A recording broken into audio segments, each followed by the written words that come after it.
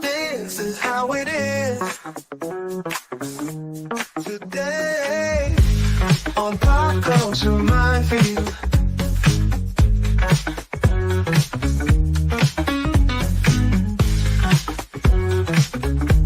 This is how it is today.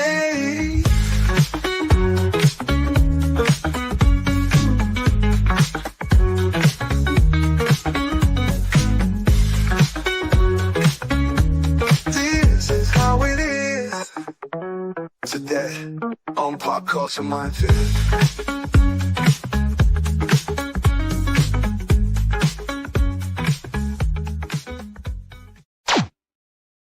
Good morning. It's another Monday. Looky here. We have Pope Metallicus today. Hello, guys. Good to be back. Apparently better than you because you sound like shit. Yeah. He's working himself to death. You sound like you're 10 feet away from your microphone is what I mean. Well, that's because I kind of am. Oh, well then. And don't tell me it's something like Marines are afraid of phallic objects. Oh, boy. That's not true. Gotta make it weird. Nope, it's always weird with the Marine Corps. At least he didn't open with the gay clip. I had a friend tell me, well, everybody knows that the Navy's the gayest of the branch. And I went, no. Marine Corps. The it's in their fucking motto. The Navy's full of actual gay people. The Marines are just homoerotic as shit. Very. An Army comes a close second. Especially the combat arms guys. Yeah, it's because like every morning, you as a squad leader, you do your squad inspection. So you see all the squad leaders going up shoulder to shoulder, doing their quick inspection up and down. And I would always whisper to my guys, "Thanks for last night." And then I would go to the next guy and not say anything. And then I go to the next guy, "Hey man, that meant a lot what you did to me last night." And they would be like what? I always love doing that shit. Oh my God, it's Monday. Monday. Who did that song? Do you guys remember? Oh God, if you hadn't asked me, I'd know. Good Lord. Hang on a second. I'll look it up. Because that's going to drive me crazy. Was that the Mamas and the Papas? No way. It may very well have been. Let me see. Okay, Monday. Yeah, it was Mamas and the Papas. Monday on the Dunhill label. I was faster looking it up than you were. Yeah, you are. 1966. Can you tell I'm the son of a DJ? I remember idiot things like that. Right. Yeah. You need to talk to Charlie because Charlie was a DJ, and I used to hang out with him. I got hired and fired from. I just forgot the name of the radio station in Fredericksburg, Virginia. In one day, I was hired to do a commercial. The station manager woke up and heard it for its like third or fourth play, and like, pull that, get it off the air. Oh my God. And I found out later, he was pretty pissed at that commercial we did, Charlie and I. And it was funny as hell. Everybody thought it was hilarious, but not the station manager. And it wasn't dirty. It was just fucking weird. And he said his problem was me. I sounded like a stoner. And I'm like, I was doing an old California dude. Come on, man. Yeah, man. Hey, totally. So anyway. Right. What the hell? Who's all here in the chat? Let's see. We got Snorty. Emmanuel is here. Good morning from France. Andy Morrow is here in Gambit. Good morning, guys. And Sally Forth. Yay. Everybody is here. Good morning. Good morning, one and all. Gambit the First. Yeah, that's funny, Gambit. And is that James Bond? No, yes, it is. Yeah, it is. It's like an anime version. I'd watch Pretty that. cool. That looks like the legs from For Your Eyes Only. They did some manga comics. I checked them out, and they're pretty interesting. Manga James Bond stories. And they were done. I think they were done right around the Sean Connery period. So, but good morning, everyone. I hope and of course to our dear friend Emmanuel. Bonjour, bonjour. And trying to see what studio are we in. You are in the military one. Okay, good. Always remember, even military money. We are brought to you by Backdoor Beaver. It's the only popcorn maker that has real, genuine beaver anal gland butter. It's delicious. It's Anima's favorite. Yeah, fuck you, Gary. And The this episode is also brought to you by Martin with Hair. So yay. I also did the thumbnail in well, it's black and white, but then I add a little blue to it because I kind of like the black and white that's bluish in color. No, I'm not going to play with you. I'm sorry.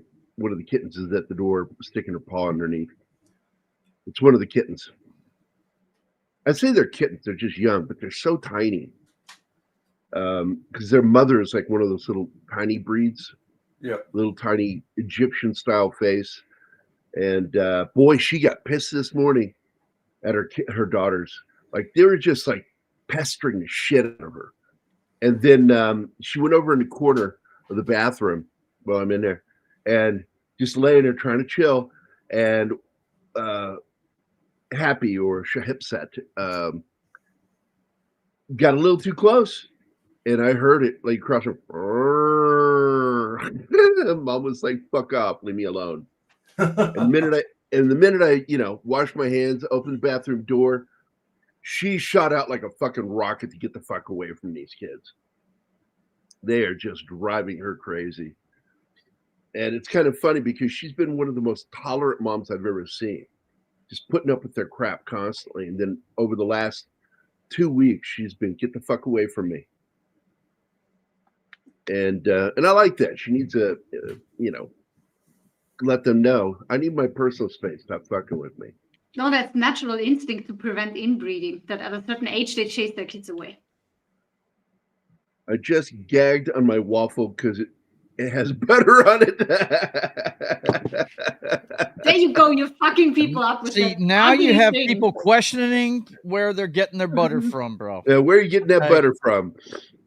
Oh. They have specially trained people that milk those anal glands. Yikes, man. Why do I have to make things fucked up? Because I'm military. That's what we do. No, because you're a dickhead. Military helped me become this dickhead. It I was really fixing did. to say it puts a slant to it, no doubt. It's like we already were. It just made us worse. Yeah, it's like being in the military magnified all my fucked up thoughts and pretty much focused them in a way that, it kept my guys, always on their toes and laughing, always in a good mood, which was part of my job as a combat medic too. Was to keep it, medics' jobs are not just the fix the wounds and kiss your boo-boos. The combat medic's job is morale. We help maintain a healthy morale. And if we see people who are struggling, if we can't deal with it, we find somebody who can and make sure that grunt's taken care of. And you're a shitty combat medic if you're not paying attention to the psychological welfare of your soldier. We're not just checking to make sure you don't have toe jam. Yeah, right. And you do, especially when you're out in the field. You're checking your guys' feet, man. Always. Because, look, I'm going to tell you, grunts are idiots. And they don't know.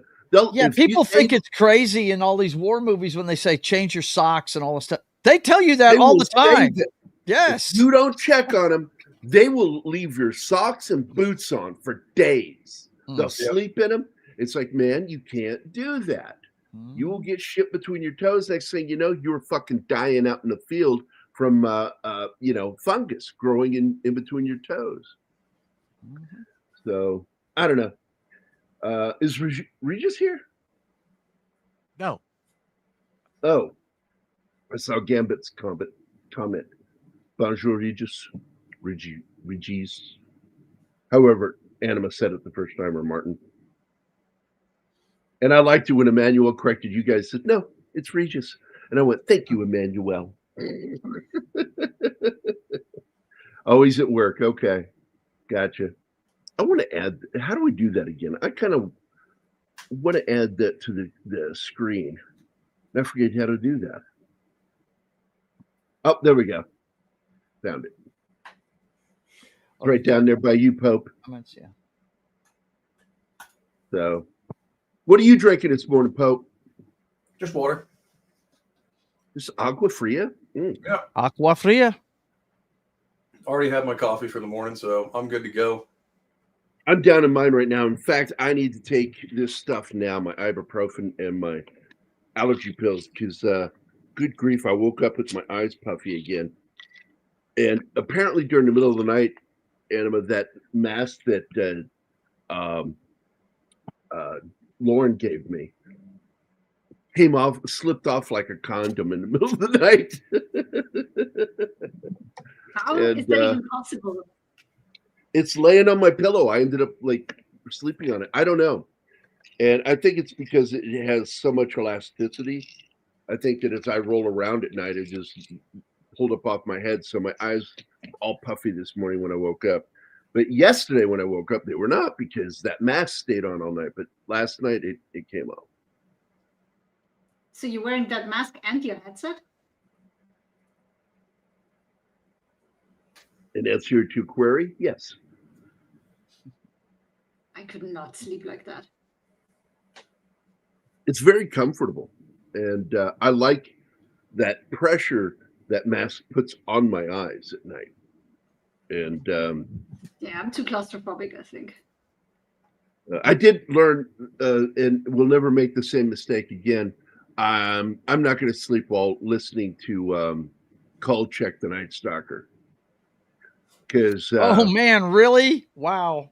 Like the first time I did it, nothing. But the last time I did it was the last time I'm going to do that, because I had some fucking wild horror dreams, and I'm like, yeah, that's maybe not the best idea. But still, like last night, because I'm listening to Ultraman. I sleep to Ultraman a lot, and last night I dreamt I was in a competition, and I was military age again. I was, in the military, and I was worried that my dad would miss me, like, because he was supposed to show up for our graduation thing. We're in some, it's not like real buds or anything, but it was a competition where you had to deal with water and all that shit. And so I actually, normally I hate my military dreams, but last night was kind of fun.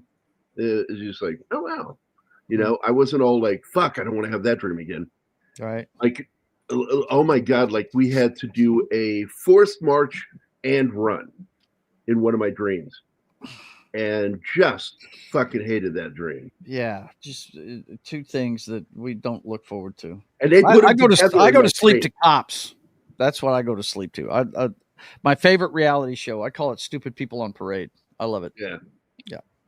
Yeah, they got that other show I think it's still on, and they shoot it occasionally here in Springfield area.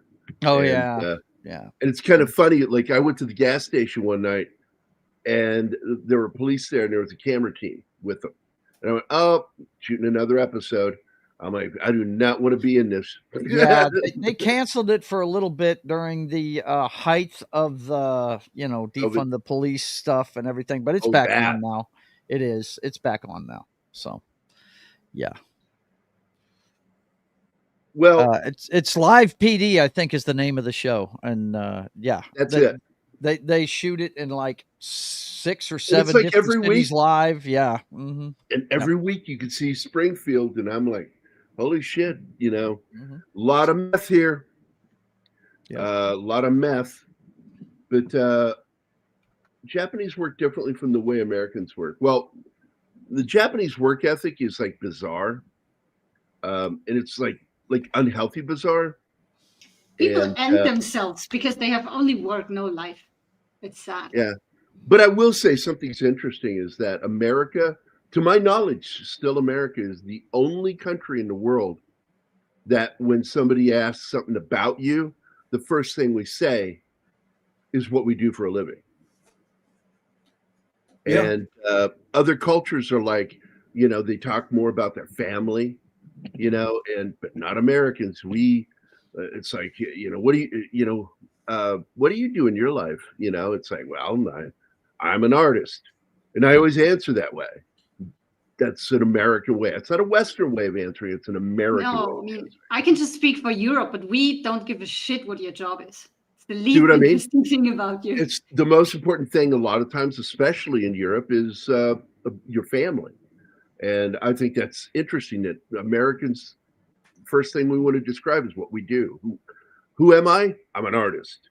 Mm-hmm. But you also openly Weird. talk about how much money you make, and that's just something Europeans don't talk. No. That's actually not cool to do. That's not. I was fixing to say we don't. We don't do that. The only people that do that are people that have got the fattest wallet in the world. They're the only ones that do that. And nobody likes them anyway. No, I've had yeah, students and- talk about that, like tourists. don't- Maybe it's a we don't. touristy thing. I don't know. It's Australians worse, do it too. Daryl Brewer is here, and of course our good friend Reed is here. What's up, man? Daryl, how are you doing, buddy? Happy Monday, guys. Happy fucking Monday. Yeah, we were talking pregame there, me and Martin, and one thing they do show in this movie is, and I didn't realize it until I served on Johnson Island, and I met a few Japanese people. They live in such confined spaces; it would drive me nuts, man. You got to step outside to change your mind. I helped a Japanese guy move from one apartment to another on Johnson Island. And my God, man, the rooms are so damn small, but they're just comfortable as can be in there. And I'm like, wow, that would drive me nuts. Well, when you have 110 million people on an island that size, you get used to living in a little right. bit I guess you get used to confined spaces. Yeah. Mm-hmm. It's time for Japan to consider doing the San Francisco thing and building more land over the water, expanding. Because that's what a lot of people don't know that about Frisco.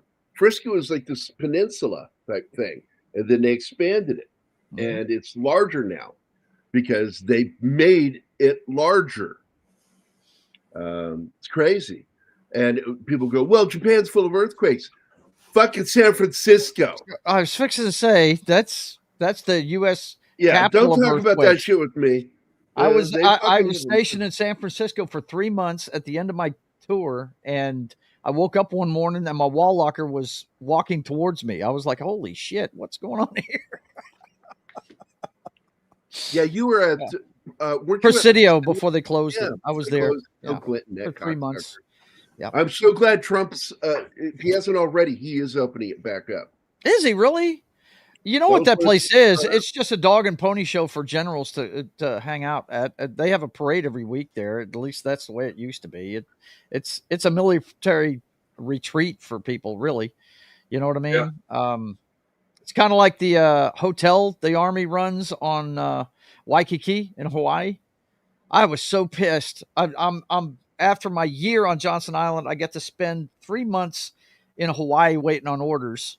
And that's when I ended up going to San Francisco. But a buddy of mine I had served with on Hood got the gig at the hotel on Waikiki, that sorry bastard. I was so pissed at him, man.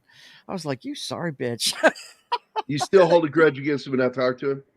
No. I talked to him, and he's a great guy and everything. But damn, I was mad at him at the time because I just spent I had been kicked off the planet for a year. I was upset, man. Yeah, but I'd lost my fiance and everything. I mean, it was not a fun year for me. I will say, not every posting on Hawaii is excellent. No. When I was coming out of infantry school, all of our mortarmen got sent, from my class, got sent to 2-3 in Kaneohe Bay. Okay. And those nice green mountains out back of Honolulu? Oh, That's man. their training area. And they're humping Wow. an 81 millimeter mortar up there. I don't know what Schofield Barracks is like, but I used to take the drive 40 minutes north of Honolulu to pick up guys there and take them to the air base at Hickam. So, yeah, I don't know what Schofield Barracks is like, but yeah, I know not everything is great on Hawaii for the military. But Fort Shafter's awesome. That Fort Shafter was great. It's 8 minutes from Waikiki, man. It was fantastic. Whoa. Whoa. Whoa. Whoa. Okay. They took the color out of it, buddy. Yeah, but that first frame was color, and I'm right. like, That's what I'm saying. They showed you the color, and then they took it out of it. And this is how the movie is. Mm-hmm. Okay. All right. And in fact, not only they changed the second logo, they used the original old logo. It's in 4:3 aspect resolution. Very cool. We didn't have.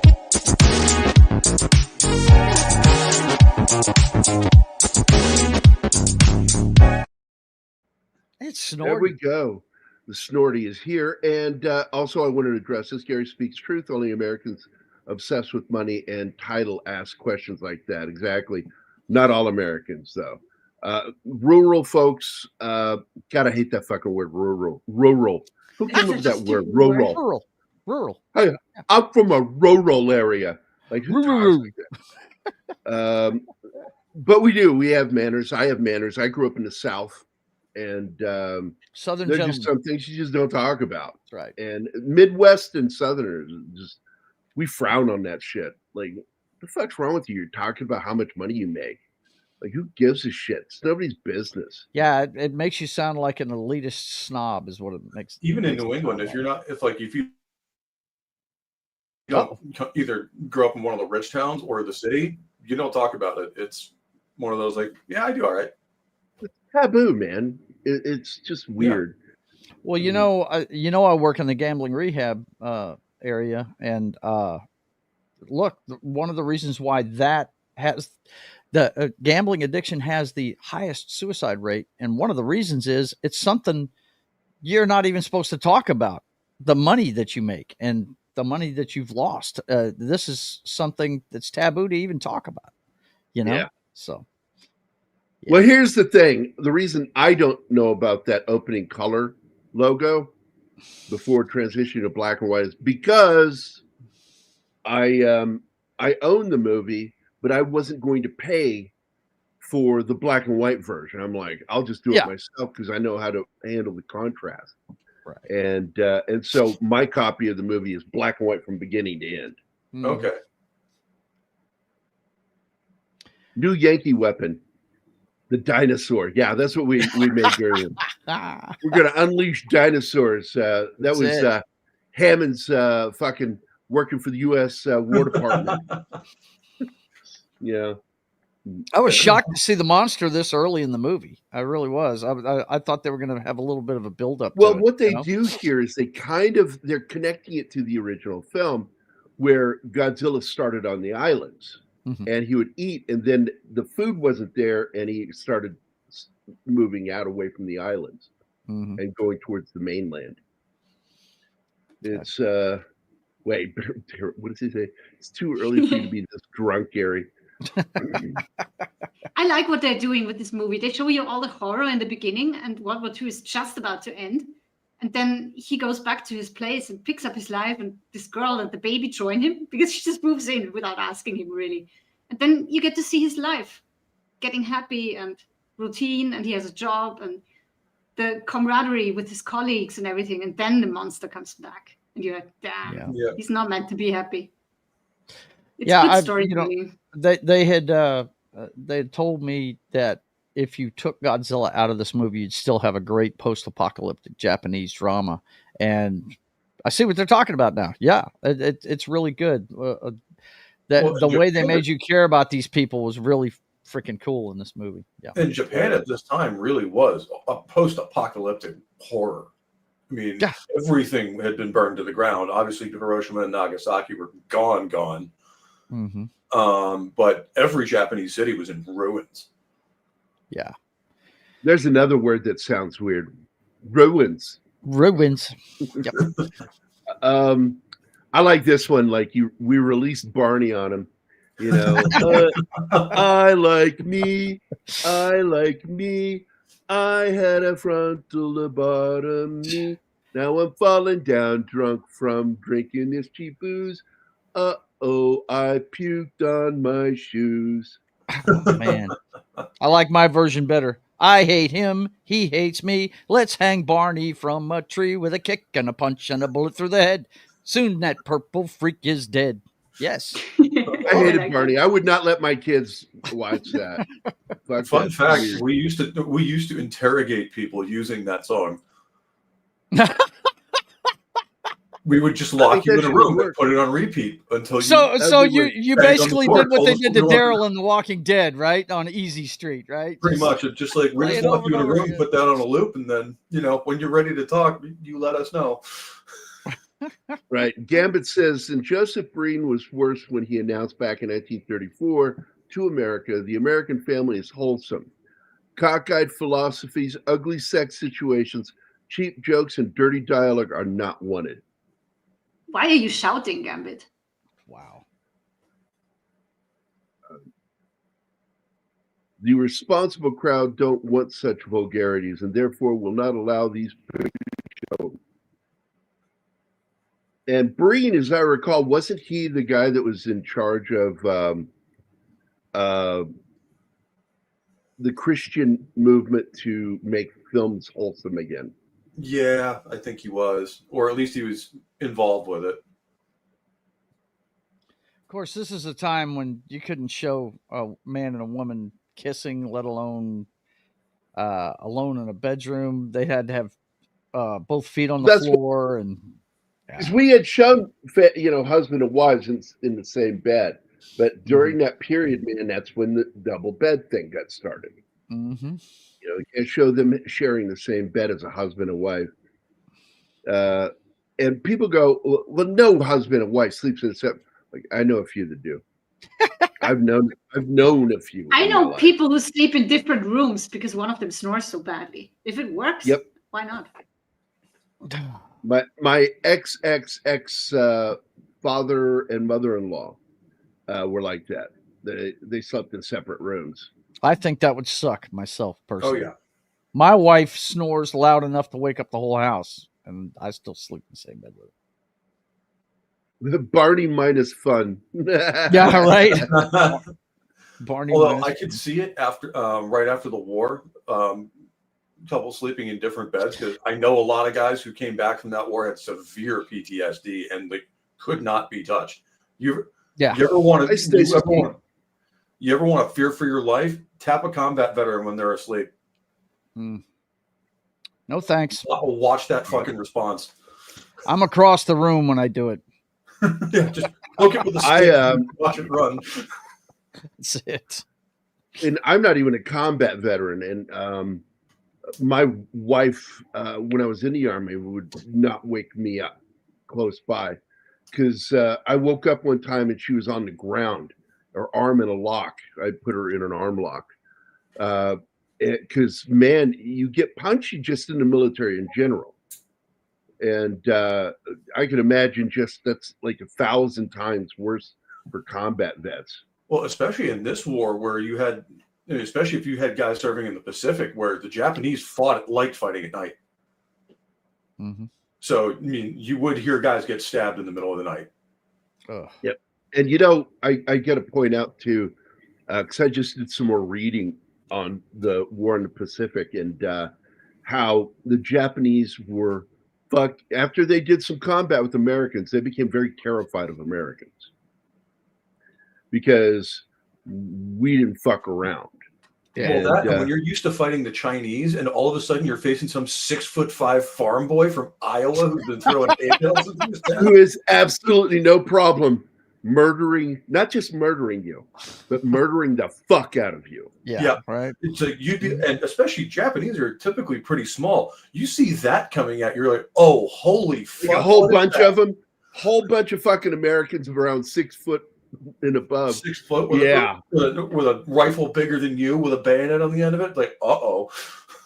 Here's the beginning of his family. By the way, I don't know if we pointed it out or not, but this guy was a kamikaze pilot. and that survived. So Yeah, he's a well, he failure. started. He's a failure. So He you know, started. He's a coward. He's a coward. yeah. He couldn't, because when they're on that island, I want to go back to that scene. We don't need to physically, but I just want to talk about it because they're being attacked by the first version of Godzilla, which is like pretty big, but not gigantic yet from radiation. And basically, this thing feeds on the islands, just like in the original film. And but this one's not irradiated yet, so it's about the size of a regular T-Rex. And it tears up their fucking encampment. And their one hope of survival is for him to get back to his plane, which they repaired and fueled up. And all he has to do is fire his weapons. But he's so fucking cowardly, he won't do it. And he's in that plane, he won't pull the trigger. And it costs, I think they're all going to die anyway. And there wasn't much you could do. Anything. So it was a fucked up situation, and but you basically have it in your mind that this is a guy who is ashamed of himself. Yeah, and look, his own culture's ashamed of him. I mean, the woman looks at him. If you'd have done your job, maybe my family'd still be alive. I mean, which is bullshit because at that point they already knew that the war was lost. That's why the commander. If you'd listened to the guy. If you'd listened to the guy on the island originally, remember when he's sitting by the sea and he sees the fish and everything, and the guy looks at him and said, "I'm not going to give you any shit." Basically, I'm paraphrasing because it was over anyway. It would have been a useless sacrifice. Right, but that's his excuse for them being a coward later, because he is a coward. He just doesn't pull that trigger, and he, could he have saved him? We'll never know, because I don't think that his gun would have done anything. He was sent to his plane to do one thing. He was ordered to do it. Just pull the trigger. He couldn't do it. He was too cowardly. Yep. And his desire for self-preservation was too high, which is something that even American soldiers, like, we frown on that. And I remember I took an oath with my best friend, Julio, when I was in the Army, and I said, because he said, hey man, if you see me turn to run, shoot me. Don't let me run. And I went, oh, okay, I'll do that for you. And if you see me, and he goes, oh yeah. And I went, I haven't even finished asking the question. He goes, no, I have no problem. I'm like, you don't know what I'm going to ask you. And he goes, you're going to ask me, and I have no problem shooting you. And I went, why are we friends? Yeah, right. You're gonna do me in, you sorry bastard. You've been thinking about shooting me. Anyway, but that was Julio. That sense of deep shame and derision from the Japanese populace towards their army was very prevalent after the war. They saw that's a shame. I mean, don't get me wrong. The Japanese fought as hard as they could, but for their populace, that was not what they expected. That you were going to fight and die for the emperor, and that was it. The fact that you lost and still survived made you shameful. Yeah, and I've never understood that I mentality. bet But that's the Japanese. Yeah, I bet you a Japanese never referred to a coward as yellow. Probably not. No. It's crazy. That's my racist joke of the day. Yeah, it's almost like that. The honor thing chokes their society, man. But you know, never know now. Yeah, I agree, Reed. No, I was actually reading while you were talking, Joe. You were talking over me, Bucker. Sorry. That's all right, bitch. Hey, look who's supposed to be at work and is talking with us. So it's not just Americans that do that. Because, D-Bud Martin is often at work when he's in our chat. Tim does it a lot, too. Tim does. My Sicilian grandpa was one of the only guys little enough to go down the tunnels in Okinawa. I need to dig out some of those crazy photos to send them to you, Gary. Yeah, man. Wow. I'd love to see that, John. Fuck yeah. I still would have tweaked the culmination of the engineer's arc So it's a surprise for the audience and the main character that he's been forgiven. Well, I think it works the way it does, Reed. I actually like that arc because he's out there been hating this guy for, all the time that goes by through the film, hating his guts. And but what's funny is he hates his own guts, because he knows he was a coward. And he feels like he's at that moment where he's wanting to do something better with his life. And it's on this boat that he begins to change. I think this is where his change, his character. The only complaint I have with this character is, goddamn, he cries a lot. Yeah, which is so Right. odd for a Japanese. He's a very character. sentimental guy. Yeah. I'm like, it's like with Zoe. I don't know what you're saying, honey. You're crying. You're crying.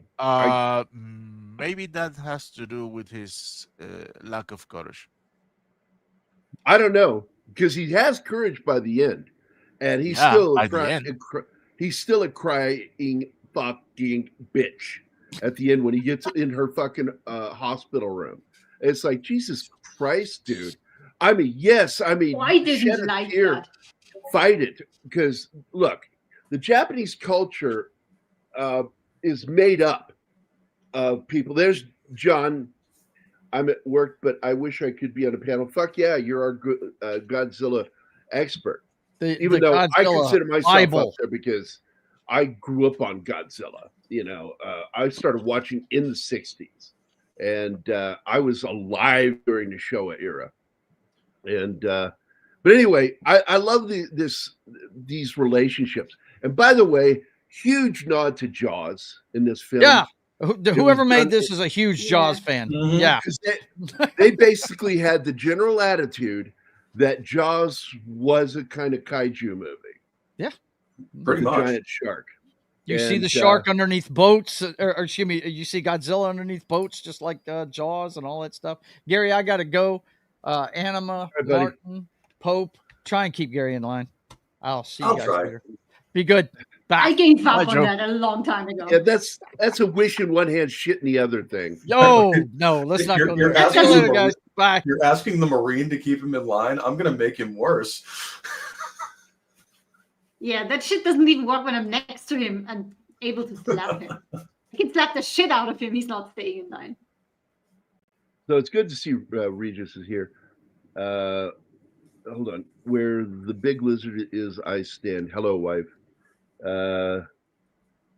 Oh, he's already gone, so I don't know if you read that. And hopefully he'll be back, after he helps his mom. Because he often does that. He gets done doing what he needs to do and then gets back to us. It's also symbolically overcomes his failure if he believes he's going to die. And what's worse is, he thinks that she died. And so I think that plays a huge part. That is his motivation to do that, to avenge her. To avenge her and also to let go. But when the mechanic is talking to him, I knew what he was doing when I watched the movie. I was like, why did it all of a sudden go quiet? We can't hear what they're saying. And I saw his hand go towards behind the seat. And I went, he's telling him how to eject. He's forgiven him. Because Japanese planes didn't have that eject option. No, they did not. And that's a German plane. It's a German plane. It's a Neffel Merman plane. Does anybody even know what movie that's from? I don't think so, no. The German Merman, Ethel Merman. It's Steve Martin, dead men don't wear plaid. The ultimate badass Viking warrior and video gamer, Das Werfen. Though I got to tell you, he sucks at Fallout. He's been playing it all year. It's Yeah, insane. it's like It a whole never ends. year of one game. But that, admittedly, they've been putting out additional missions and stuff. Well, is Yeah, he playing the Tale of Two Destiny. Wastelands mod? Yeah. Yes. Which that's not one game, that's two. That's Fallout 3 and New Vegas. Yep. So it's never going to end. No. So this professor with the crazy fucking hair, man, I thought that was a woman. At first, I'm like, what is a woman on the boat for? It's like, oh, it's He's not a a guy. professor. He's an engineer, and they call him Doc, and he doesn't like it, but they still do it. The black and white version, Gambit, is, in my opinion, a superior version. And I think some movies should be seen in black and white. We're going to eventually do The Shadow, and we're going to be doing that in black and white because it looks so good. Well, that was brought up over the weekend, and I think that's a good idea, is to do The Mist in black and white. And I think somebody made the joke, you're going to go blind because there's so much mist. It'll be all white. That's the joke of going blind. Anyway, is he playing Homer's Odyssey mod?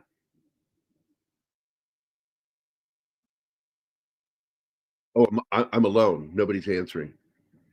I don't know. It's too late for me to watch that. So Martin would know. I don't know if this is a joke or. Yes, about how long has been taking. Oh, okay. It's for a John joke. to All right. play. The boy is seemingly traumatized over the war and the nuke bombings that blew Japan in the end.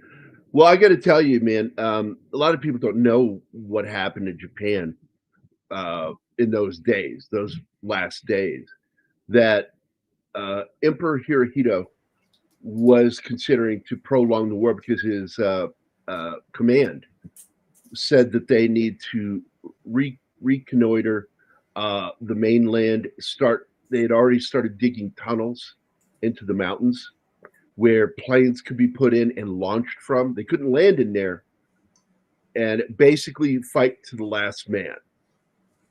They were going to fight to the last man.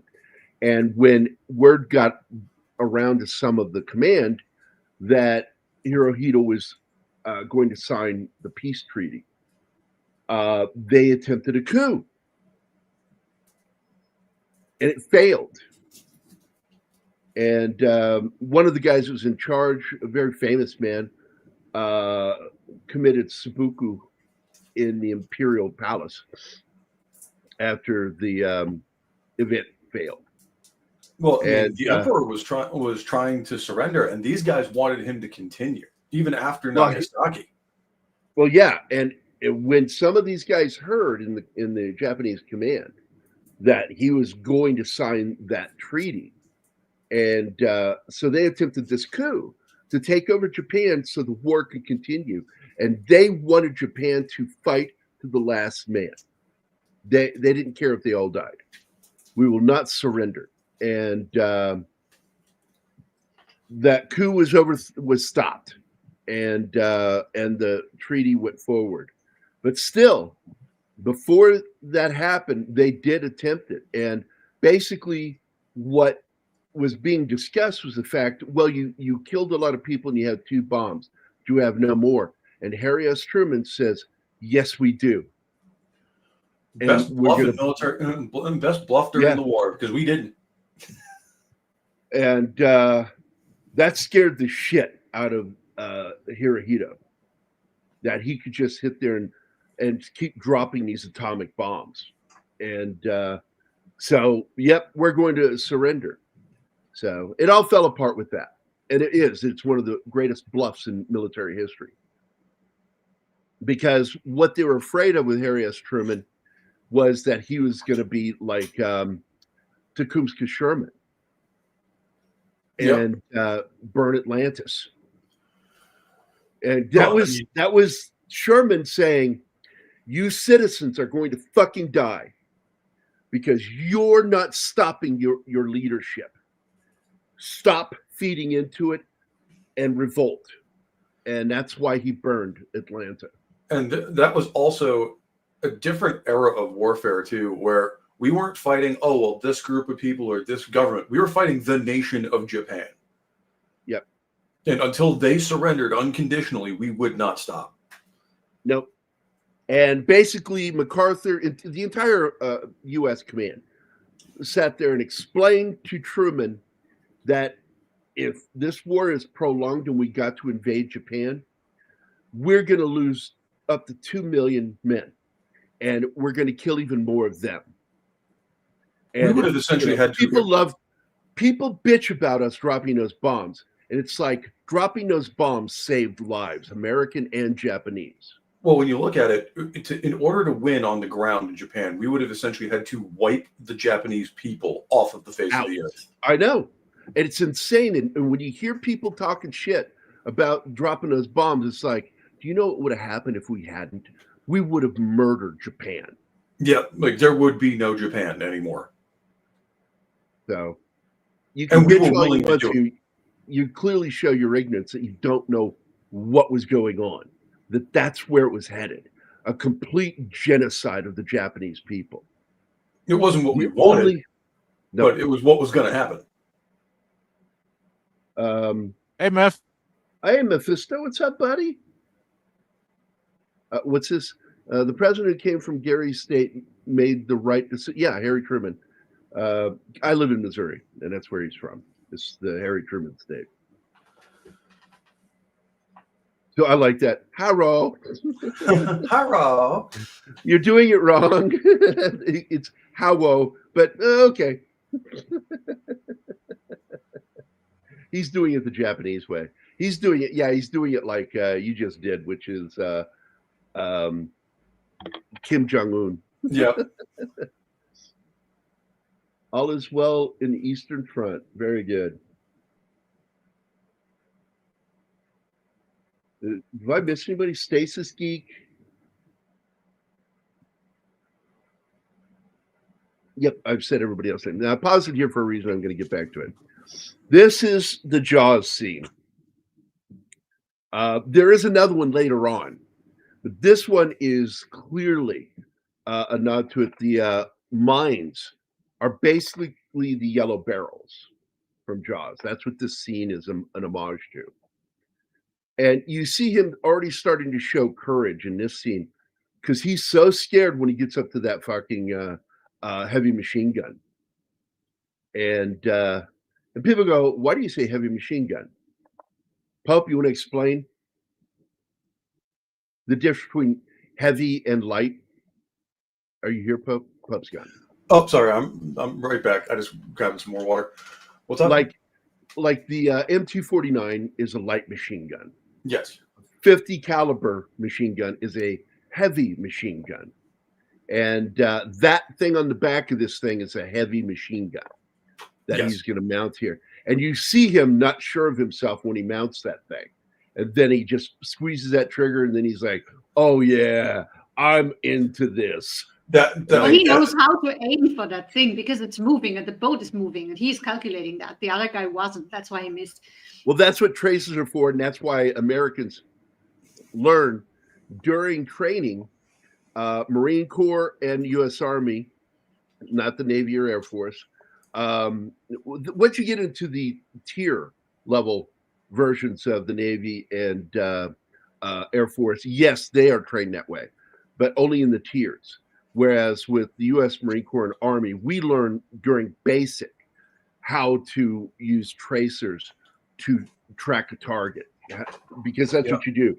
You look to see where the enemy is, and when you start firing the tracers are your guide to drop it on top of the enemy spot. Yeah. And so that's what he does in this. He uses the tracers to guide where he's firing, because it's really hard to aim with a weapon like that. I think everyone has a similar experience the first time they fire a heavy machine gun like that, though. Like, you're kind of nervous before you pull the trigger because you know it's about to kick. And then as soon as you get a couple rounds off, you're just like, oh yeah. I like this. I used a stomper when I worked construction when I was younger. And it's a hydraulic thing that when you do backfill, and you got to go up it and tamp it down. And there's this thing, it's like a hopper, or I've heard called tampers, and they're hydraulic, like jackhammers. But the job is it's got a flat base, and it's there to push the dirt and pack it down. And when I fired the 50 for the first time, that's what that reminded me of. And I remember my arms were tingly after the first time I fired it for a while. I'm like, holy shit, man. Like my whole arm was a little tingly from that shit because it's constant movement of that gun because your hand's like doing this the whole time. And it's being forced to do it. It's not me doing it, it's the gun doing it. And I loved it, man. There's just so much power in that weapon.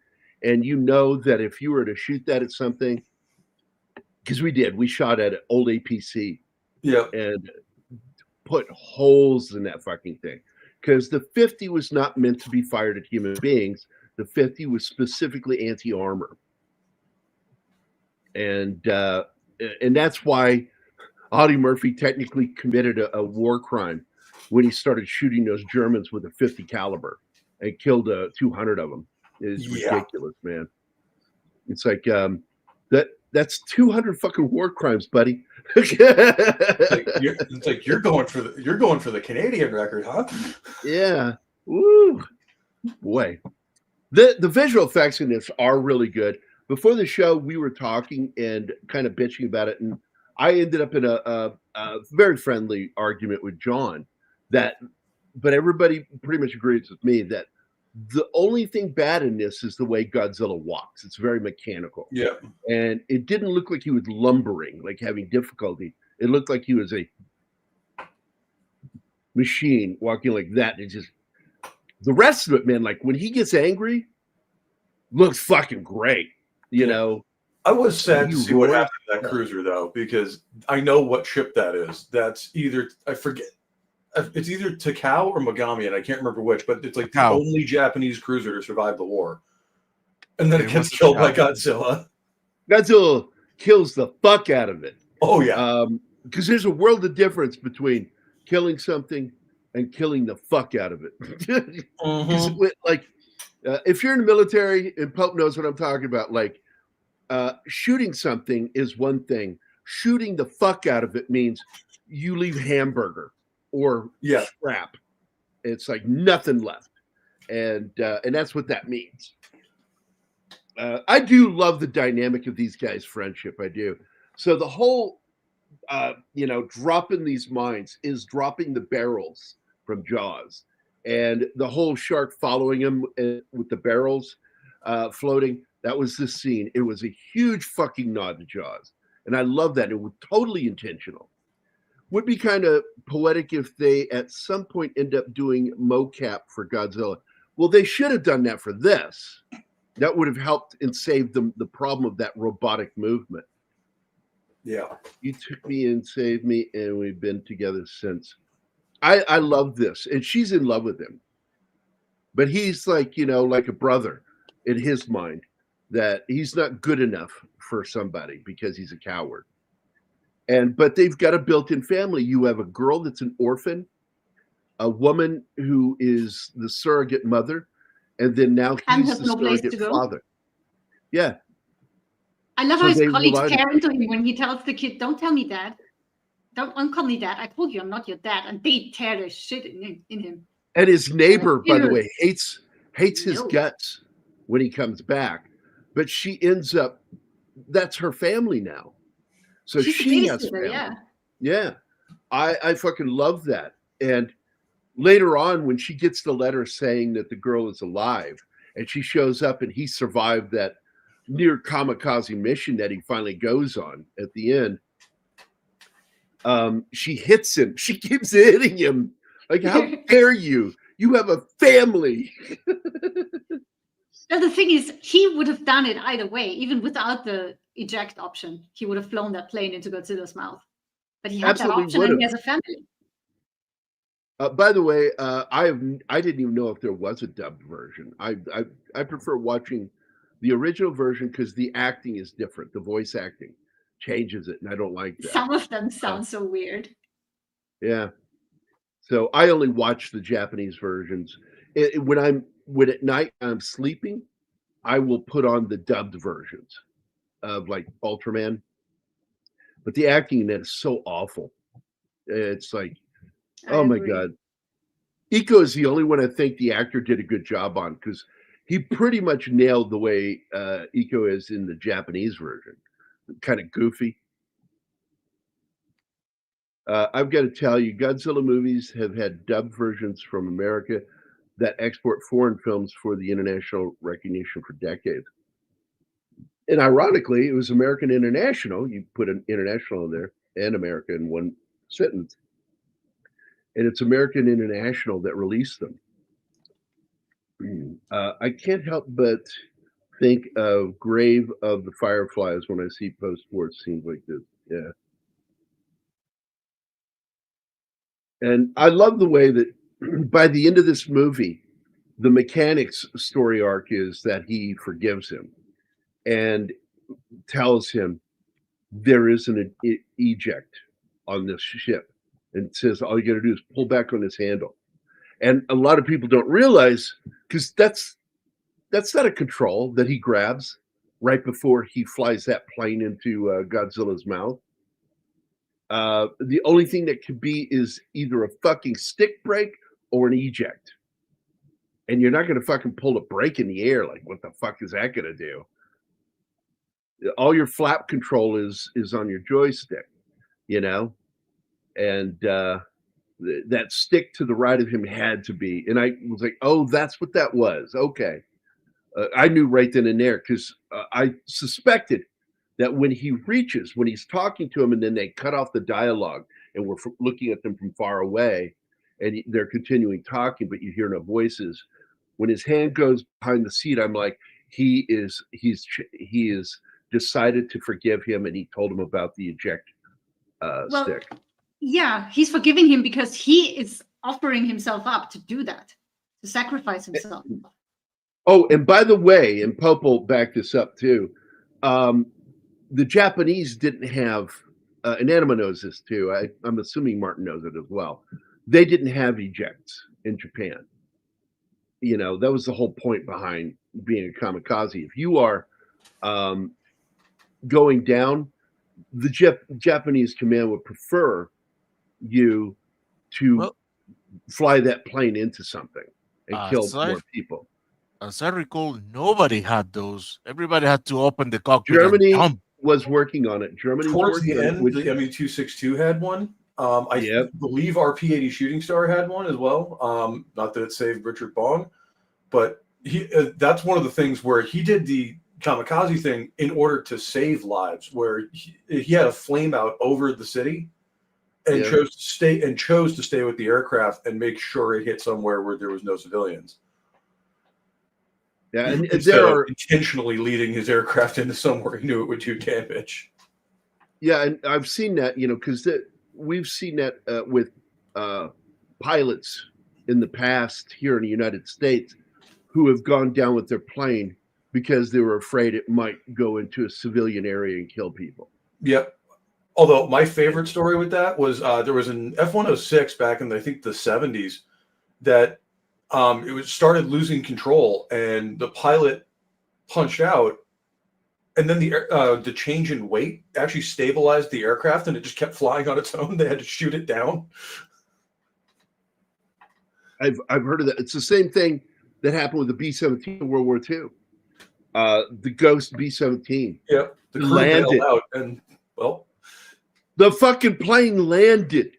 Yeah, it's like, how? Why? Like, how the hell did that happen? Like, that was crazy. I think that is the single craziest story I heard from World War II. Yeah, it's like you get in the plane after, and you're like, where's the crew? Now this is the craziest fucking scene, and it's absolutely one of my favorite moments. Is there she is in that fucking train, and she looks out the window, and we see the reflection of Godzilla, and I'm like, man, this is a great throwback to that classic 1954 film. It really is. This feels like one of those moments, because you remember there's a train scene in the original Godzilla. And I always thought this is that scene, but now it's personal because she's on the train. And almost gets killed. And it has one of those Mission Impossible moments where they did that with the second to last film, where they're like in a train that's going to go over a fucking cliff, you know, and they're slowly going off, and the trains dip sideways, and they got to figure out how to get out of here alive. And this is one of those moments where she's like dangling, and finally Godzilla turns and it goes over water, and she drops and is saved because of that. Yep. The other thing I like about this is that they really go into the radiation poisoning, because when he fires his atomic breath, that's atomic energy that's going to kill people, residual. Yep. You know, and this is the part I don't like when he's walking. It just looks so robotic. Yeah, Right here, this angle right here, you can see there was a problem with the CG, where you could see almost a separation of the leg from the body. They masked it well, but I can see it, that was problematic. And you got to remember, this film was shot for a shoestring budget. Let me go, because I haven't been looking up anything for specs on this thing. So let me do that real quick here. This film was shot on a $10 to $15 million budget, and it looked fantastic.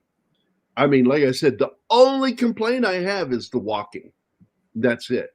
Yeah. They shot this for $10 to $15 million with a box office of $113.6 million. And that just proves to you, make it a good movie, write a good script, and people will fucking watch it. Build it and they will come. And yes, that's old school Showa era Godzilla, with a little bit of the I just forgot the other one, from the 70s into the 90s. That's where they started making him more cat-like. Angry and this cat. one has an angry cat. Man, the reporters on the roof are crazy. Like, everybody's running to get to safety, and they are just reporting and filming and taking photographs. I also love how he walks in this. And the other thing I love is I love how before he fires the atomic breath, his spine pops up all irradiated. That looks so cool. Yeah. It goes slow at first, and then it gets faster and faster. That looks very cool. I almost don't know how to respond to that. To what? What? Pub got it. Oh, yeah. Let's see. Because I wanted to talk to you about just a little bit, about they did Greenlight, and it is in pre-production right now, and it's supposed to start filming between now and the end of the year, the sequel. And here we go. Look at that explosion. Yeah, that one. I will say the graphics in this are excellent, except for that one scene where he's walking. Yeah. Anytime he's walking, because he has this mechanical way of walking, it just doesn't look right. It doesn't look like he's lumbering. It looks like a fucking robot walking. And this is where she saves him and dies. Gets blown away. And, that's what you think. She's not dead. Countryman that died at the wake of World War II. Yep. Takahata was one of the unfortunate souls in Japan who lost their family. And, I got to point out, Harry S. Trim was quite aware that Nagasaki was a major Catholic city in Japan. Yep. That there were Catholic missionaries there, and he knew that. And that's why he got angry at Oppenheimer for being a whiny bitch in the White House. And it's true. That's in the movie Oppenheimer. They show it. And Harry S. Truman did say that, like, don't ever let that son of a bitch in my office ever again. You know, he just considered him a whiny bitch. He did not like Oppenheimer. No, he was not. He says, you made the bomb. You're not the one who dropped it on those people. I did that. So don't even fucking talk to me about that. This building gets destroyed. And that's a real building from Japan. It's in the original film, too. It's featured in the original film. And this time, the media is there up on top of that building reporting. And I don't know if they die because the building descends so slowly. There's a good chance they may have survived that fall. Bye, Penny. Bye, Penny. Bye, Penny.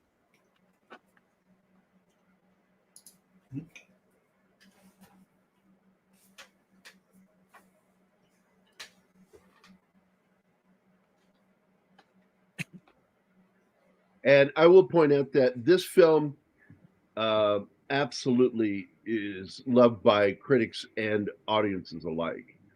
And it's one of those moments where the audience and the critics seem to be somewhere in the same area. So back in February of 24, Yamazaki confirmed that no discussion of a sequel had transpired, but expressed interest in directing one. He elaborated his desire to proceed with following the same characters' lives thereon to have Godzilla battle and antagonizing Kaiju. In an interview, the Mono magazine, Yamazaki implied that a sequel would explore the curse Godzilla left behind on Japan, similar to that of the Tatarigami in Princess Mononoke. And Hanabe remarked when interviewed by the same publication, quote, if there is a next series, I might be the one stepping on and crushing people, end quote. On another occasion, Ando told the Daily Express that he wants her character to encounter Godzilla in a sequel to the film, joking that she would like to be, quote, jumping like his Spider-Man type woman, taking down Godzilla, end quote, which I don't know if I like that. Yeah, I'm not so sure about that one. Yeah. It's like, stay grounded, don't get weird. The possibility of a sequel was largely discussed at a stage greeting held after a screening in the film's black and white version in Tokyo, January 12th of 24. Several cast members were in attendance, and Yamazaki attended remotely from the United States. The latter signified wanting the characters to return to the sea for the sequel. Yamada proposed the idea of using Noriko as the key to locating Godzilla because she's infected. According to his interpretation, she possesses the monster's cells in her body. During the February Q&A with Collider, Yamazaki announced that he had begun developing a new movie and denied that it would be a sequel to -1. Producer Minami Ichikawa believed that Toho would take their time to produce the next live-action Godzilla film since they want, quote, great ideas, an excellent script, and a talented director, and the right cast to work on it carefully because Godzilla deserves to have the level of intentionality, end quote. Then in November of 24, it was disclosed that a new Godzilla had been greenlit and Yamazaki returning to the film. At the 23rd Annual Visual Effects Society Awards in 25 of February, Yamazaki announced that the storyboarding and scripting of the new Godzilla film is in progress, and he expects it to cost more than Godzilla -1. Because it was an experiment, see if it worked. On April 14th, Bloomberg News reported that the sequel is in development, and in July, Toho International President Koji Ueda, man, some of these names, suggested the sequel could potentially be released in 26. And then the last I read, because it's not there on Wikipedia, was that the film is moving forward. We're in the pre-production stage, and they believe production will start near the end of 2025. So there you go. So here we go. This is that, this is leading into what will be the final act, moving into the third act. And they're talking about how to destroy them. And instead of going the original film's way with the oxygen destroyer, as they call it, not destroyer, they pronounce it destroyer. They come up with another method, which is to bottleneck him in and sink him. And I'm trying to remember, but the funny part of this movie is you see Godzilla not swimming, but walking out in the middle of areas that are deeper than he is tall. And that was another thing I thought was weird in the film. Like, I know where they're at right now. It's way deeper than that. He can't be walking. I have a brilliant idea. It's a big lizard, right? Let's create a giant cat. Problem solved. Yeah, there you go. That would work. Their plan was to sink him rapidly and then pull him back up just as quick to create destroy him him. Decompression. Yep. The Nagasaki debate is just another knot in all those tough debates for Truman and others. I can't imagine. But it's really, to me, there's no debate. If the war continued, millions would have died. Millions. We would have wiped out Japan and potentially killed Japan as a country. Like, it would be gone. Only the outlying Japanese islands would survive, like Okinawa. The Nagasaki debate. Yep. I don't see it as a debate. It could be an argument, but it's an argument that one side is right, one side is wrong. And the side that's wrong in that one is anybody who says that there was no excuse for dropping those bombs. Yeah, there is. And I think it's a viable one, quite. Well, there was no excuse. There was a very good reason. Different. Yeah. That's a good point. It's not an excuse. It's an actual reason to do this. Yeah, you're right.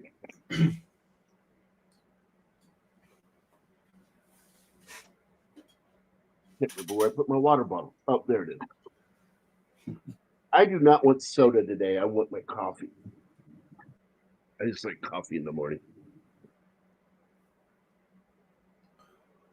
It's odd, I love the smell of breakfast cooking, but my favorite smell as a kid was walking in the kitchen and smelling coffee brewing.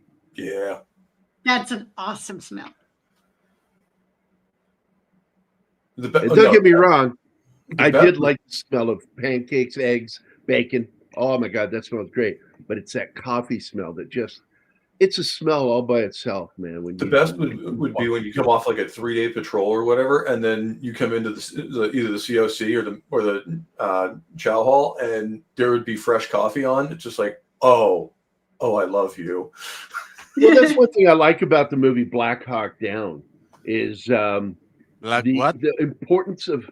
I don't pronounce it like Keith, so you don't get to make that joke. I pronounce the H, so. I actually say Black Hawk. You don't hear me say it like Keith, where he's like Black Hawk. Now, like, look, Keith bragging again, talking about his dick. But no, there's a scene like that in the Pacific as well, where like they're just coming off of Guadalcanal, and these guys, like, their dungarees are cut to shit. They stole coffee, too. They stole coffee.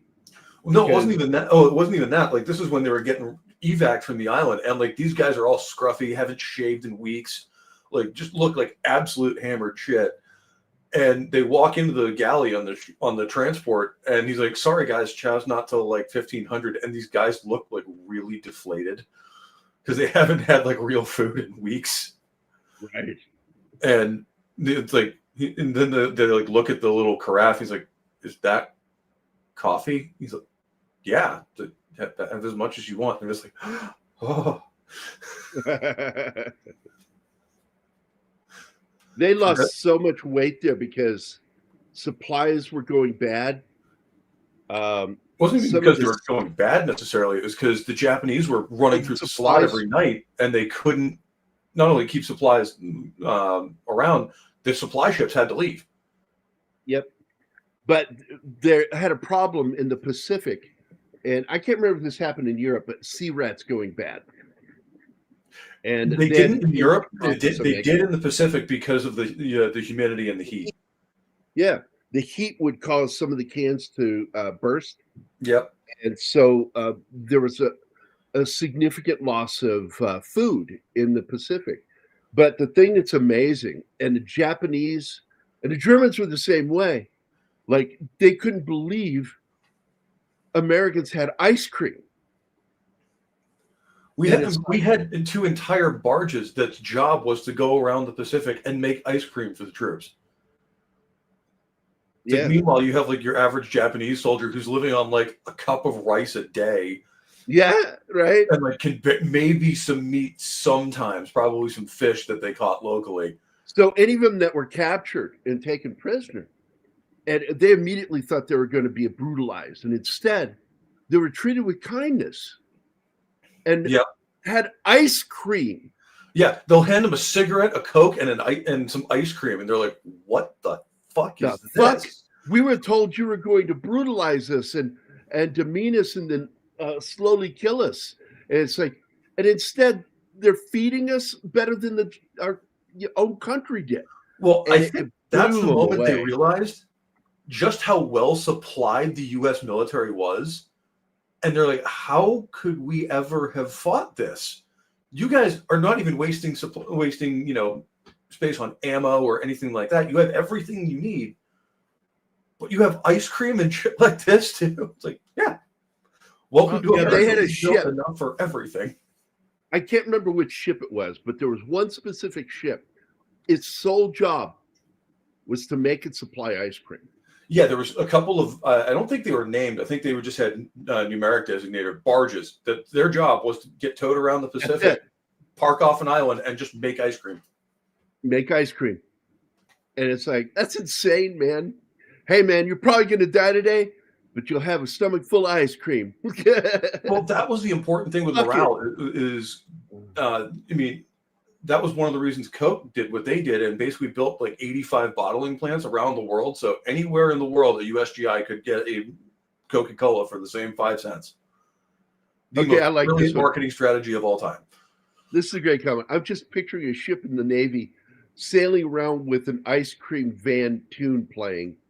I mean, if they existed at the time, I would not put it past the U.S. Navy's sense of humor to do that. I can't remember. Hold on, let me look it up real quick. Have an ice cream jeep played. Oh my God! Yeah, right. An ice cream jeep just pulls up. It's just like, what? I have to look this up real quick. So hold on. There's something I forgot the name of the song. One of the songs that was commonly played in the United States on ice cream trucks was an 1800s racist fucking song, but they only play the music like a music box sound. But the song itself, if you learn the lyrics, is racist as fuck. Yeah, like with the N-word in it, and it's still played on some ice cream trucks to this day. And you're just like, and it's like, that's crazy. That's crazy. It's wackadoodle. And I'm trying to find the name of the song. The funny one was like, when people were talking about, right when the whole woke thing was starting. Turkey in the Straw. Turkey in the Straw song. Turkey in the Straw is the song.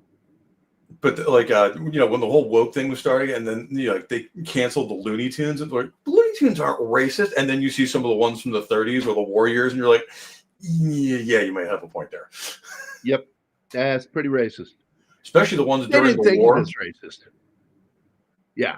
Oh, the Tojo, all that stuff. Yeah. But that was kind of the way America was at that time. We fucking hated Japan. because of what they did. Germany didn't do that to us. No, if Germany had done that, we would have hated them. We did hate them during World War One because of the sinking of the Lusitania. But when it came to hatred, though, nothing matched the hatred of the United States against Japan. Well, that and there was Harbor. there is an element of, ethnic solidarity there too, because like a third of America at the time had German ancestry. So that's one of the reasons why everyone kind of went, oh, well, why didn't we inter, German citizens too? It's like, first of all, we didn't hate the Germans during World War II. They declared war on us, so we were going to go fight them, but there was no hate there. Because they were part of the Axis, and they knew if Japan was at war, they had to declare.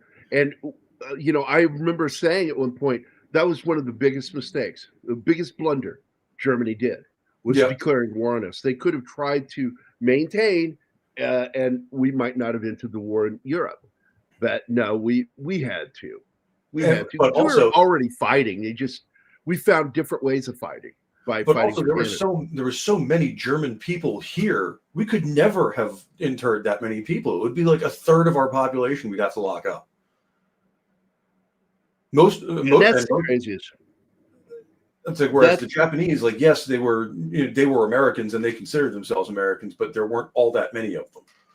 Yep, and there was a good reason, though, it was done. But I would say a good excuse is the better way to say it this time, because we knew there were Japanese spies at Pearl Harbor. We knew it, and one was a dentist, and we knew that they were taking photographs of Pearl Harbor and sending it to to Japan. They were spies, and so that scared the shit out of Roosevelt, and Roosevelt overreacted. And there was also a not unfounded fear that there would be a lot of retaliation against Japanese Americans and their businesses and homes, and they were trying to protect them from that as well. They can put that in there as well. Not unfounded. The fact is, though, in the end, it was Roosevelt actually committed a crime, a constitutional crime, doing it, because you can't do that. You can't inter American citizens, and just because of their race, and they did. But I understand, the reasoning behind some of it, but that doesn't make it right. And we could have also done it a lot better too. A lot of them, assigned caretakers for their homes, or people to run their businesses while they were interred. Like, hey, we know we can't allow you out right now, but we'll make sure everything's the way it was when you get home. And that didn't happen. So I think it could have been, if it had to be done. Democrats don't do that, buddy. Democrats if it had to be done, and I'm not saying it did, it could have been done a lot better than it was. Hold on, Andy. Are you serious? That's fucking awesome. That's fucking great. I love it.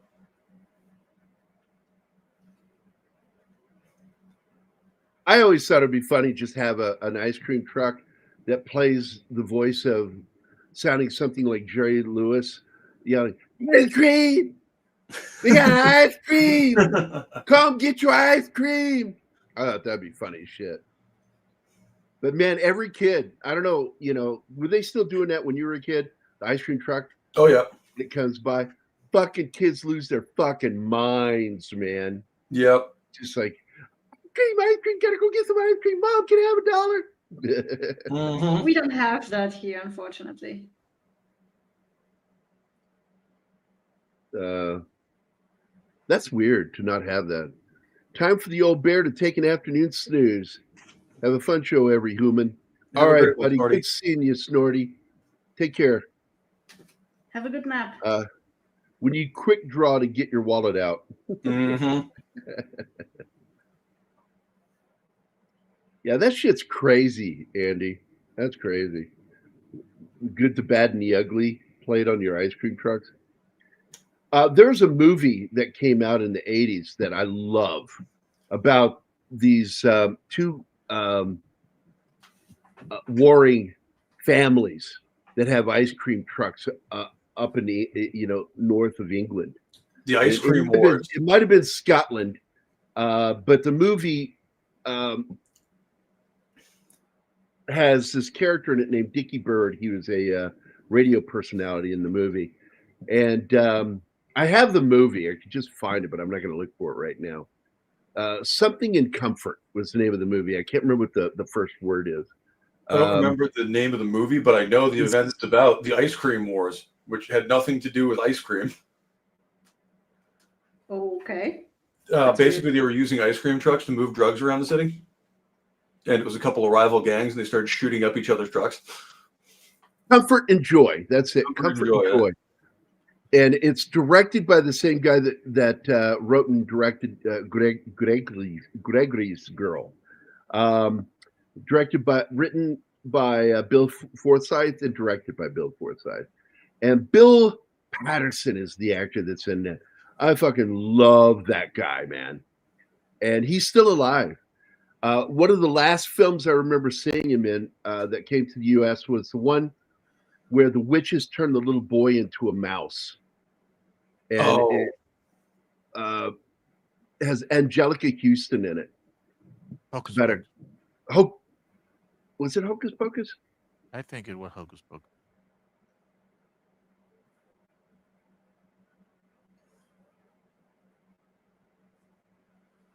'84. That the year? No, that is not the right year. I was going to say, Hocus Pocus came out when I was a kid. I want to say maybe 95, 96. Had like Bette Midler and all that in it. No. That's not the movie. Okay. Which? That's Witches of Eastwick. With Angela. Yeah, I'll never live that movie down. Because I took my son to it because I read the book, and it's not a scary book, it's a comedy. Yeah, The Witches is the movie. 1990, and it stars Angelica Houston. And the movie has a happy ending to it, whereas the book, they win, but he remains a mouse at the end of the book. Oh, you mean like when my mother let me watch Watership Down when I was like 7 because she said, "Oh yeah, it's a cartoon rabbit. How bad can this be?"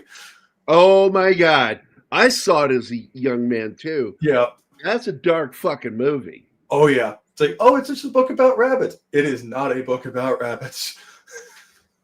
Oh, by the way, this little girl is the most adorable thing I've seen. The only thing more adorable than that is my buddy. Entertainment John. Anyway, he lives in Japan. He's an American from New York. He's got a thick New York accent, but it sounds amazing when he speaks fluent Japanese. And he has 3 Japanese kids, and they're just the cutest fucking things I've ever seen in my life. And I don't know what it is. And this little girl in this movie is all kinds of adorable. The only time she's not adorable is when she's crying, because she has an ugly cry face. Also, I want to point out the CG miniature work in this is amazing with the ships. Yeah. Even though, yes, I'm fully aware in color that that's CG. Also, the blending of live action and the digital ship miniatures. This shot right here is great. I mean, this is perfectly made. I cannot believe how little every penny of the budget is in this movie. There is no waste. Oh, yeah. And it's brilliant work, too. It's all seamless to the point where you can barely tell. And I love the writing and the dialogue. And the characters are just so... I enjoy them. And I want to immerse myself in that. Which is Roald Dahl wrote that. That's based on his short story. And the little boy at the end in the book remains a mouse. They defeat the witch, but sadly he stays a mouse. And his dad in the movie is played by Bill Peterson or Patterson, a Scottish actor. I fucking love that guy. I think he's a great actor. And I love that movie, Comfort and Joy. It's a Christmas movie. Hence the title, you can tell, where he ends up being the olive branch between these two warring families. And in order for them to maintain peace, he gives them a gift from a Chinese family of fried ice cream. How do you Because fry ice Scotland cream? and they'll fry anything.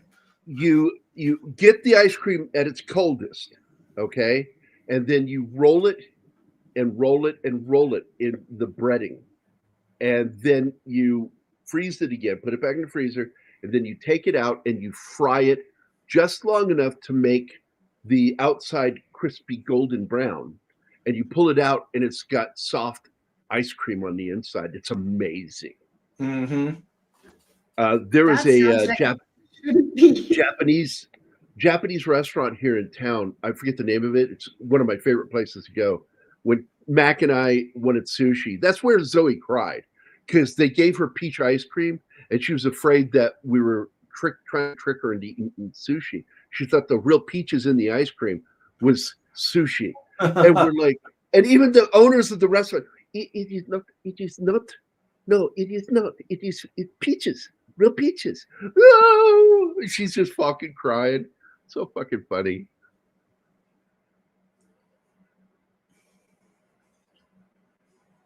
Oh, I can look it up for you real quick. It was you had Angelica Houston. You had as Miss Ernst, Mai Zetterling as Helgen. I think she's the good one, if I recall correctly.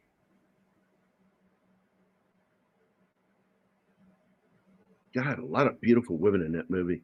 I'm a big fan, by the way, of a lot of the films from Europe. And one of my favorite directors, I mentioned a second ago with Comfort and Joy, is Bill Forsyth. He's still alive. And both Brian and I had tried to get him to come on the show. And I'm not going to give up. I'm going to keep emailing him in hopes to eventually get him on. And when I can get him, the movie I'm going to do is Gregory's Girl, because I love that movie as a teenager, because it really captured what it's like to be a middle teen and falling in love with a girl. Oh, I love these boat scenes. But we are again coming up on another Jaws moment with the little boat. Oh, this fucking plane. I think the visual effects on this plane is some of the best I've seen in a World War II style film. The only other film I think is better is Christopher Nolan's film. And yeah.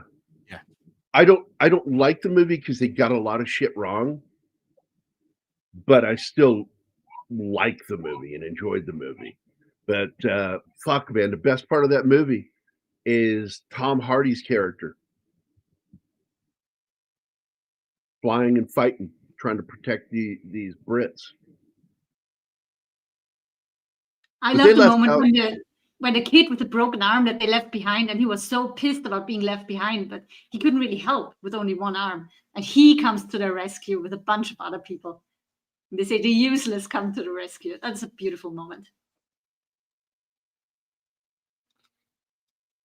And one of the things that a lot of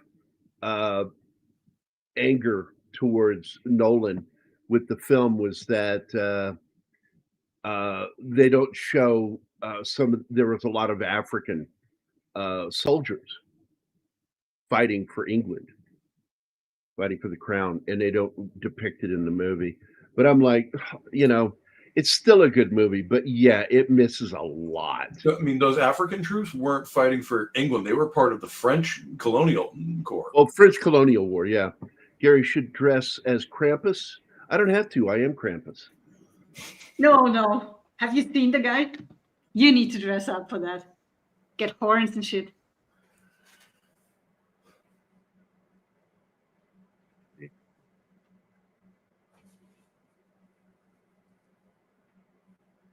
And I think that's who it was, though, dude. The name I gave you.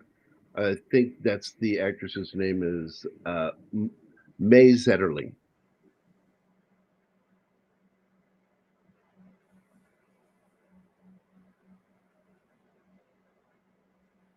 That's a trippy movie. We should do that film, The Witches. Because it's not a Disney film. That's a fucking Warner Brothers movie. And the poster is great. I love that artwork. And then they did a remake of it, and I'm like, nope, not going to watch that. That's always how it goes. Where it's like, They need to stop with the fucking remakes. No, okay. I got to correct myself. It's technically not a remake. It's a readaptation. But why bother when the first one was perfect? And it still looks good today. This is what we talked about yesterday. Or was it Saturday? Saturday. We were talking about on Saturday that we liked it back when the studios would re-release movies. Yep. Instead of doing it, they'd re-release them in the theater. And I like it when you do that. They're doing it with Star Wars. You know, that's the way you do it. You know, re-release a film in the theater and a new generation gets to enjoy it. Yeah, they did that with the original they have trilogy. to gender swap shit. They have to do the gender swap and eliminate redheads and build in gay characters. That's the only reason for doing remakes. I know. Shit.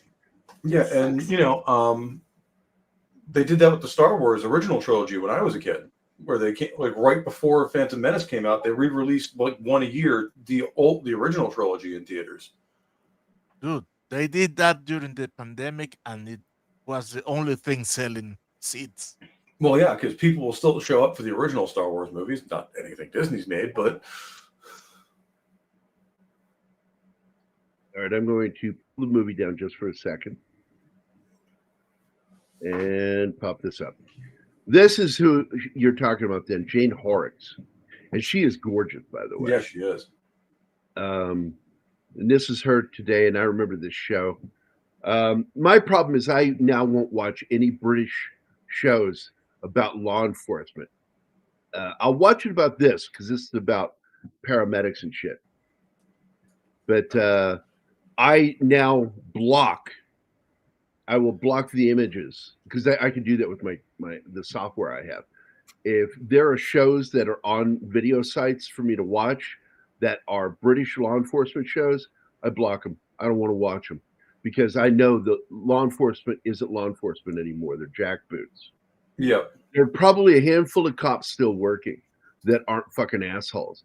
Most of the people that work for law enforcement today in Britain are jackboots that are part of the movement and believe in the movement. And that's why you get all these videos we're seeing here in the US of people demanding going to and into homes to demand the computer or software computer PCs or devices, because somebody posted something that hurt somebody's feelings. Yep. And it's unforgivable. It's gotten to the point where they arrest 12,000 people a year for essentially thought crimes on the internet, which is twice the number of the PRC. When you're more oppressive than communist China, you have a problem. Like even the communist China is like, what's going on with the West? They're worse than us. Yeah, well, either that or they just know, or China doesn't have that many cases because people just know not to say certain things ever to anyone. Yeah, they know that. It's like, those are inside thoughts. It would be like feudal Japan, where it's like, I'm going to go tell that guy with the sword what I think of him. It's like, you can do that. I wouldn't. I did like Law and Order UK for a bit. The actor who played Jerry Orbach's equivalent of a good actor, same guy who was a Doctor Who companion. I also liked that in the Law and Order you had the actor that played Apollo in the 2000s Battlestar Galactica. And by the way, another thing that I talked about with Anima while watching this movie is that some of the male characters speak more feminine than the more traditional Japanese male characters. And they sound nice. Yeah, this guy right here, the guy in the middle and the guy on the left speak male Japanese. Whereas It some of the sounds like guys they're burping. there's softer tone. Yeah, because it's one of the things I remember when I was interested in learning Japanese was guttural. You speak from low tones, guttural speak. Whereas these men, like the science or engineer and all that, they're softer and they speak more like a female. And there are different ways of speaking Japanese. There's the masculine and the feminine. And that's why if you listen to Japanese women speak, they speak often with the soft, gentle kind of voice. And so I loved it when all these fucking Karens in the world were bitching about non-Japanese women speaking fluent Japanese and trying to sound like they were like Japanese girls. And it's like, that's because they were taught how to speak Japanese that way, because you're expected to speak that way as a woman. Yeah, I mean, learning a language, you listen to native speakers and copy them. You want to speak language, not accent. So. When you take classes in speaking Japanese, they teach it that way. If you're a male, you're taught this way to speak. And I find it just hilarious when these people who don't know what they're talking about go cultural appropriation. The other day, it was so funny. They had this woman standing out on a street yelling at a cop. Or no, it was inside of a mall or something. This cop's just sitting there looking at her. And he turns to her and he says, she's wearing I think it's the scarf, the shmi. Is that what it's called? I forget. It's the shmag, yeah. Yeah. And basically, he says she's a white woman with blonde, reddish, strawberry blonde hair. Yeah. And I'm here for Palestine. And he goes, that's cultural appropriation, right? She goes, what? That I'm wearing this? I'm wearing it in my support. And he goes, it's still cultural appropriation. How is it appropriation if I support it?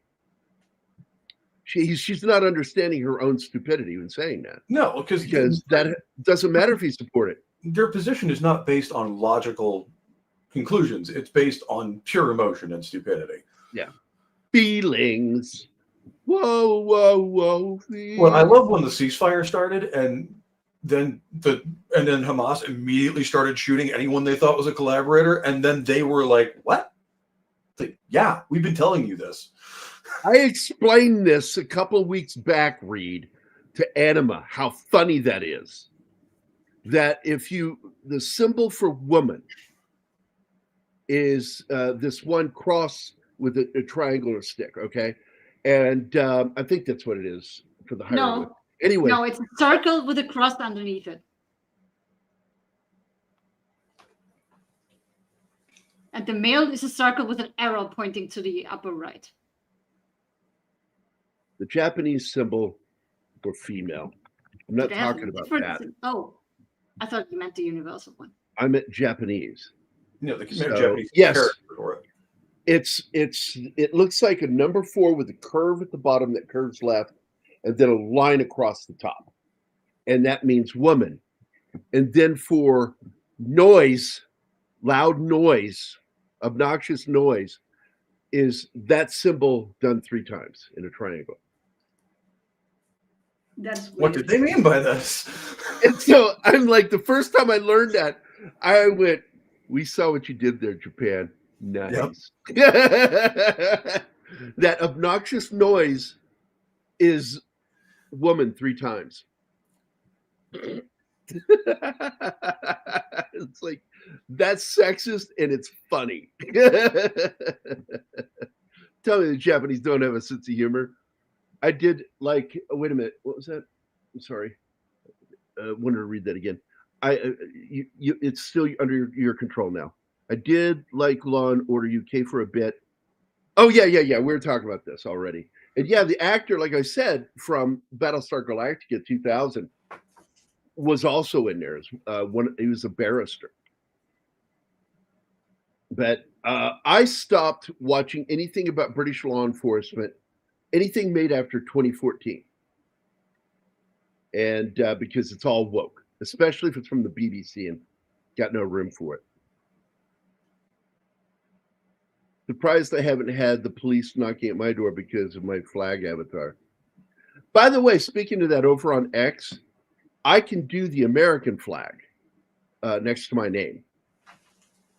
And but I tried to do my support for Ireland and Britain on there, and it's a black flag. It won't show up when I try to add the emoji. Interesting. And I can't get it to work. And it said, well, you do Windows key and either period, depending on what window you're in. It's either Windows key period or Windows key semicolon. Opens up your emoji thing. And for some reason, mine doesn't have any flags in it. The only flags that show up when I pop it up are the gay and trans flags. Interesting. That's so stupid. And I tried to update it because I'm like, fuck off with that. By the way, Because I support the shit out of England and Great Britain. we have And of course somebody the in the Irish. chat, and this is his name. By what name are you known? There are some who call me Tim. Tim? And still, one of the funniest stories is how that came about, because he had this long bit of dialogue with a real name, and as they were shooting, he fucking forgot the name. Yep. And so he jokingly said, Tim? Like he's asking you, like, maybe Tim? I don't know. What you do know?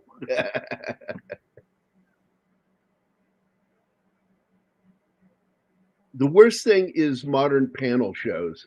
That's the place jokes go to die. Not on this channel. We get some great compliments, Reed. Occasionally we get these fucking assholes. Stop talking. Show the movie, and I'm like, clearly you're illiterate. Yeah, Or- because it says movie discussion in the description. It's like, or have never watched this channel before. Yeah, this channel is all about talking about film, having some fun, and showing love for film.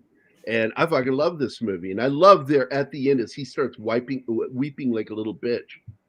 I and hate it's that the we little see girl- him cry The over little her girl and, isn't even in the story Yeah. anymore. right. The little Right. girl's like he puts her down, and like we don't know what she's doing. She might be That annoyed me. grabbing syringes and stabbing herself. We don't know. It's just him crying like a bitch into her bosom, and it's cute. Don't get me wrong, because he's so relieved she's not dead. But then they pull over to the side, and you see the black shit coming up her neck from Godzilla, being affected by Godzilla. I do believe she's gonna be linked to Mothra. Well, look, I don't want that. I don't want that.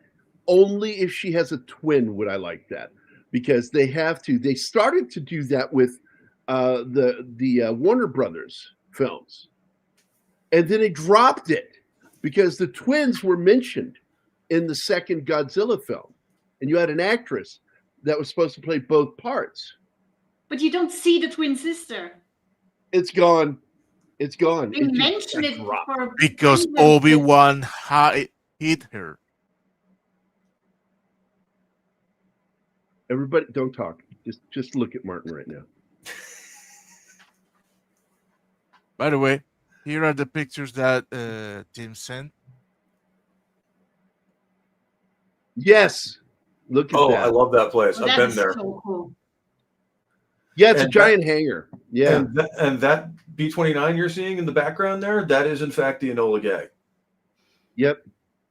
I went there with my dad, and it is amazing. I also really love down in Arizona is the famous airplane graveyard. And I mean, it's so amazing to walk through that place. No, it really is. And it's a German plane, as I recall. Wasn't it designed by Germany? No, Apparently it was- very it was Japan. Japanese. I thought for some reason, because there was a reason that it has a German ejecting, because the Germans were the only ones to have ejection systems at that time. Because Maybe they started it, we yeah. did, the United States did what's referred to as bailouts. You would open your cockpit and fucking jump out. And you try to, as I recall, you try to sit at a specific angle so you go over the main wing and go under the rudder. And if I remember correctly, that's the way you were supposed to fly when you're going to have to bail out.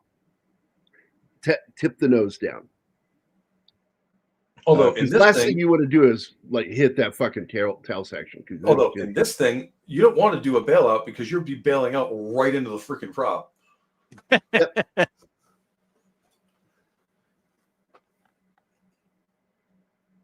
Well, but yeah, that was an experimental Japanese plane. They only ever built a few. Yeah, well, the idea, as you can read there, is that they wanted it to be a jet. So the propeller is just to see if the configuration could fly. Yeah. It's like some of the early versions of the what do you call it? First use of delta wings, and where you have the rudder in the front instead of the back.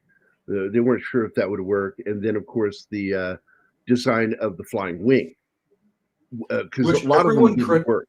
Everyone credits that to the Germans, and that's fucking wrong. Jack Northrop was working on one in the 30s. Northrop, and later Northrop Grumman. Once the war was over, they teamed up with the Germans, and it became Northrop Grumman. Yeah, and they built that jet flying wing design in the 50s. It never went anywhere, but it was very close to what the B-2 is. And that reminds me, because you got it with the Weyland Utani company in Alien, in the Alien universe, and in the Blade Runner universe, you have the Shimatu Dominguez Corporation. Yeah. Both of them are based off of Northrop Grumman. Doesn't surprise me. And because I mean, everybody knows who that is, and it's two different countries that teamed up and created one company, main company. And so Ridley had the idea of having something like that. I don't know if he's the one who came up with the name, because I actually think it was the first screenwriter that worked on it with him. Put that in there, the Shimatu Dominguez Corporation. Yeah, the Mitsubishi. Yeah, it's like there are companies out there we buy cars and shit from, motorcycles, that have been around since before World War II and made shit for World War II. Most of them renamed themselves after the war. Best example is Nakajima. They are now Subaru. Yeah, I remember reading once that Mitsubishi made a motorcycle called the Kamikaze. It didn't sell well. Oh, God. Okay, tell me I don't make good jokes, even if they're bad. They're still funny. They're dark,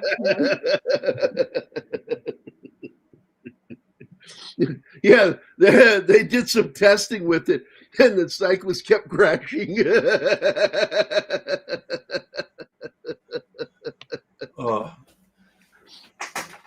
Yeah, for some reason, they only crash into things like buses, trucks, and things with a lot of people in them. I can't understand it. I think it's built in. It's like, well, it's the old great joke. What does the kamikaze instructor say to his students? Pay very close attention. Report. Hey, how's it going, Sam? But you know that? Yeah. Oh, cool. Yeah, but what did the kamikaze instructor say to his students? Pay very close attention. I'm only going to do this once. Once, yeah.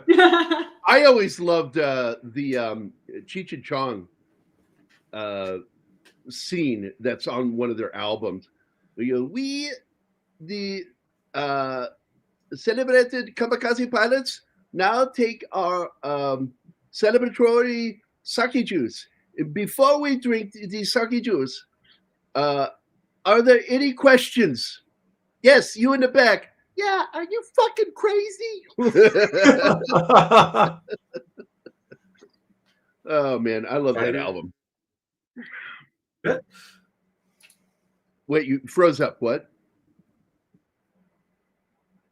You froze up, Pope. You said something. You froze up.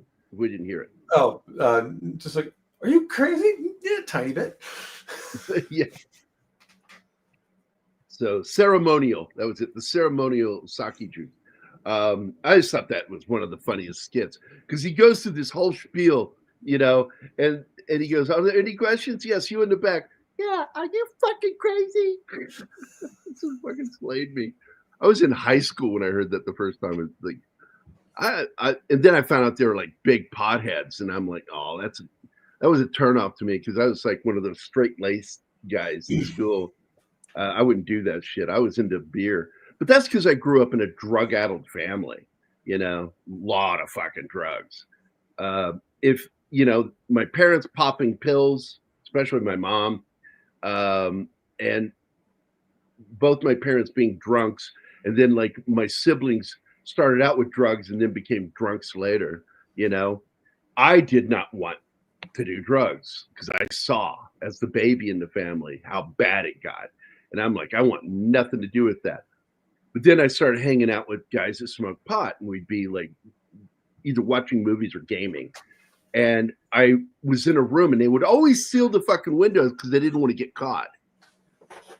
And you seal a room and people smoking weed in there. I got what's called a contact high. And I'm like, at this point, like, why am I bothering not doing it? I'm getting high anyway. And so, because I was fake hitting. And I don't know if you've ever done that, do fake hits. Yeah. Because I didn't want to inhale that shit in my lungs.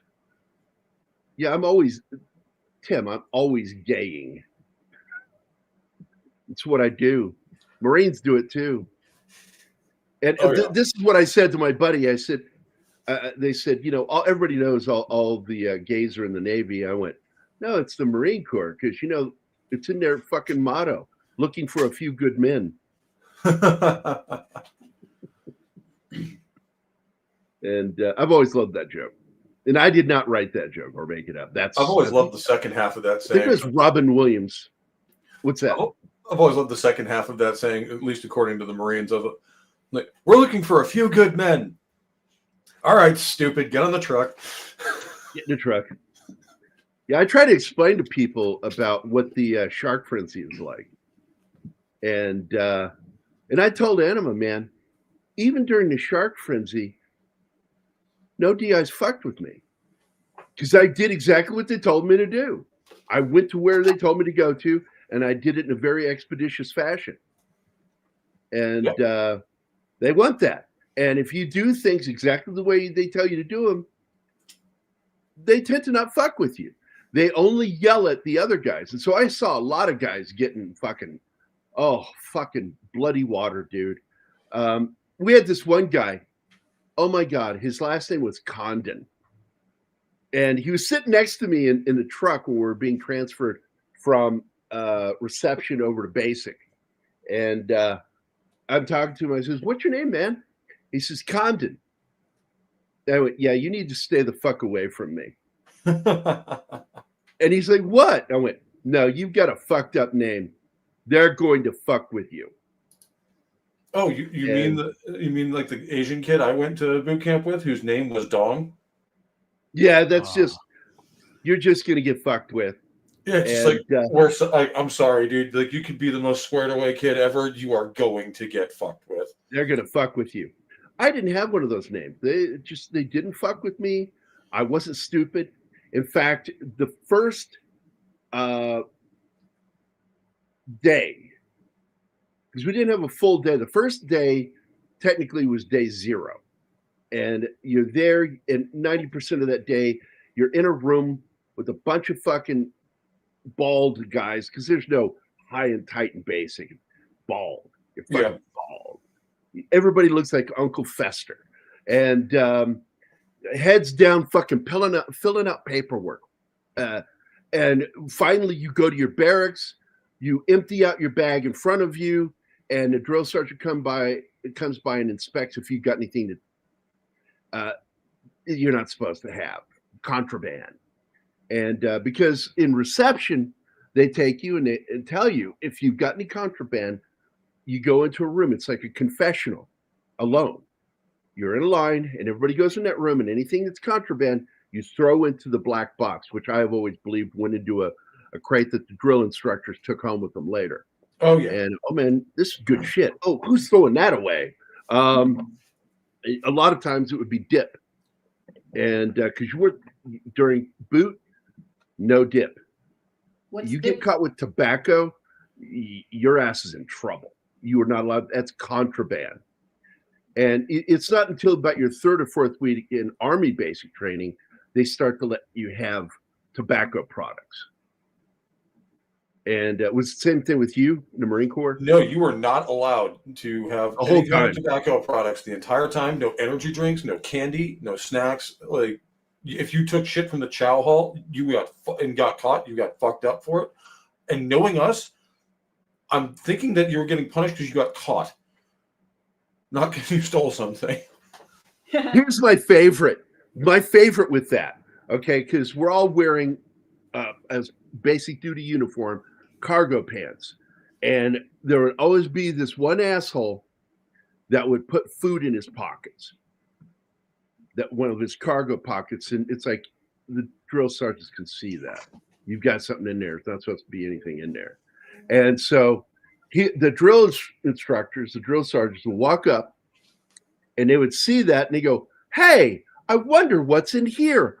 Let's find out." And he would just squeeze it. It's like if it's fruit, juice would just go everywhere. If it was like a sandwich, your pocket was gross. And then you didn't get to deal with it until the end of the fucking day. And go back to your barracks and clean your fucking pockets out. Yeah, they would fuck with you. Did I tell you what I did that one day? It was a rainy day and everybody's wearing their fucking ponchos with the hoods, okay? And it's Missouri. It's about 70 miles from me, where I went to basic training, and from where I'm right now. And basically, it's like they're out there getting soaked, and they're all just bunched together, like.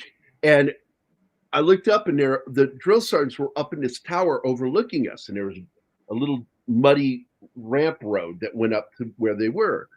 And it was so high that you literally just walked right into the top level of this fucking tower that they're standing and looking at everybody.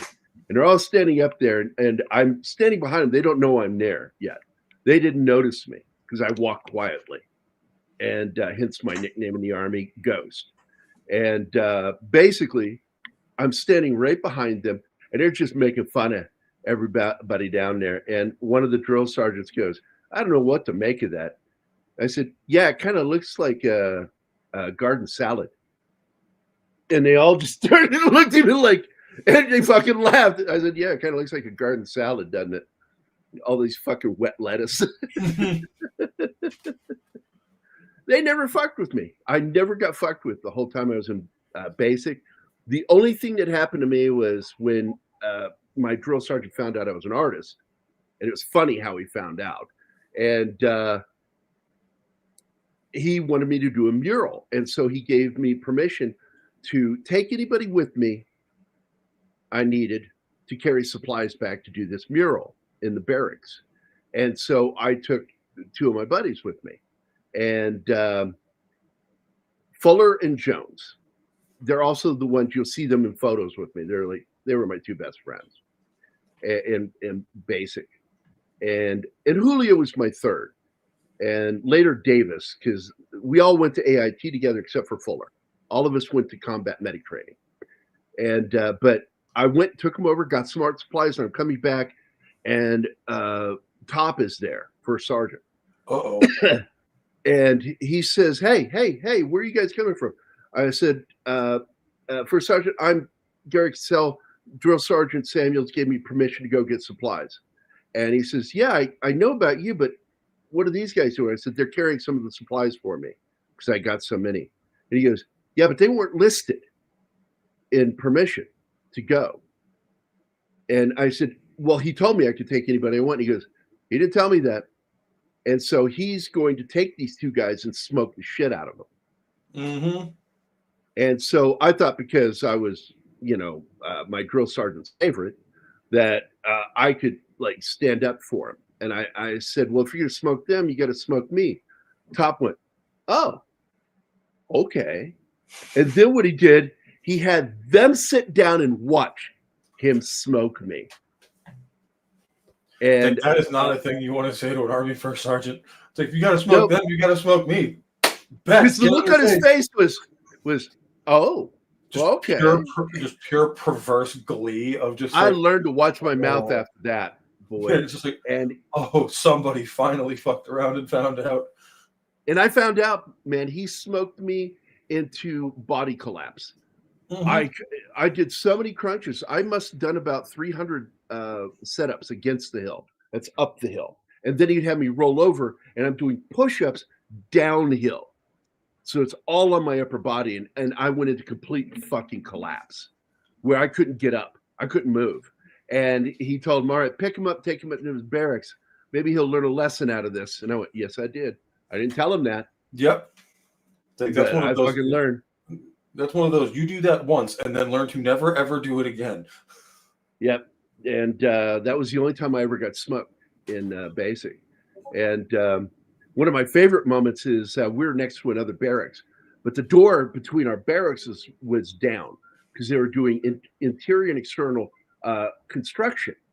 And so all we had was this, what do you call it? That thick plastic. Yeah, basically. Semi-transparent, hanging. And it was only for a couple of weeks while they were doing repairs. And but we heard the other platoon, they just started. All of a sudden there was this ruckus, woke us all up. And apparently what we understood that was happening was one of the other recruits had a problem with another recruit and climbed up on his top bunk, stood over his face and pissed on him. Oh. And the guy punched him in the fucking balls. I don't blame him. And then it erupted into not a fight between two guys. Everybody was fighting.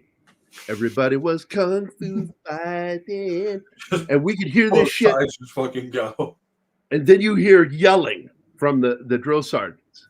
And man, oh man. And then they were taken out at 0 dark 30. Out there on that fucking hillside right up behind our barracks where they would do grass drills with us. And they did grass drills at like 1, 2 o'clock in the fucking morning. Everybody, the entire, not platoon, but the platoon. The entire platoon was taken out and smoked at 1, 2 o'clock in the morning. Craziest fucking thing I've ever heard in my life. That's what forgiveness sounds like in the military. Lots of screaming and then silence. Yeah, dead silence. Oh my God. That was so fucking crazy, dude. I shit you not. And I'm like, I rolled over and I said, I'm so glad I never pissed on you. And my little battle buddy, like, what? He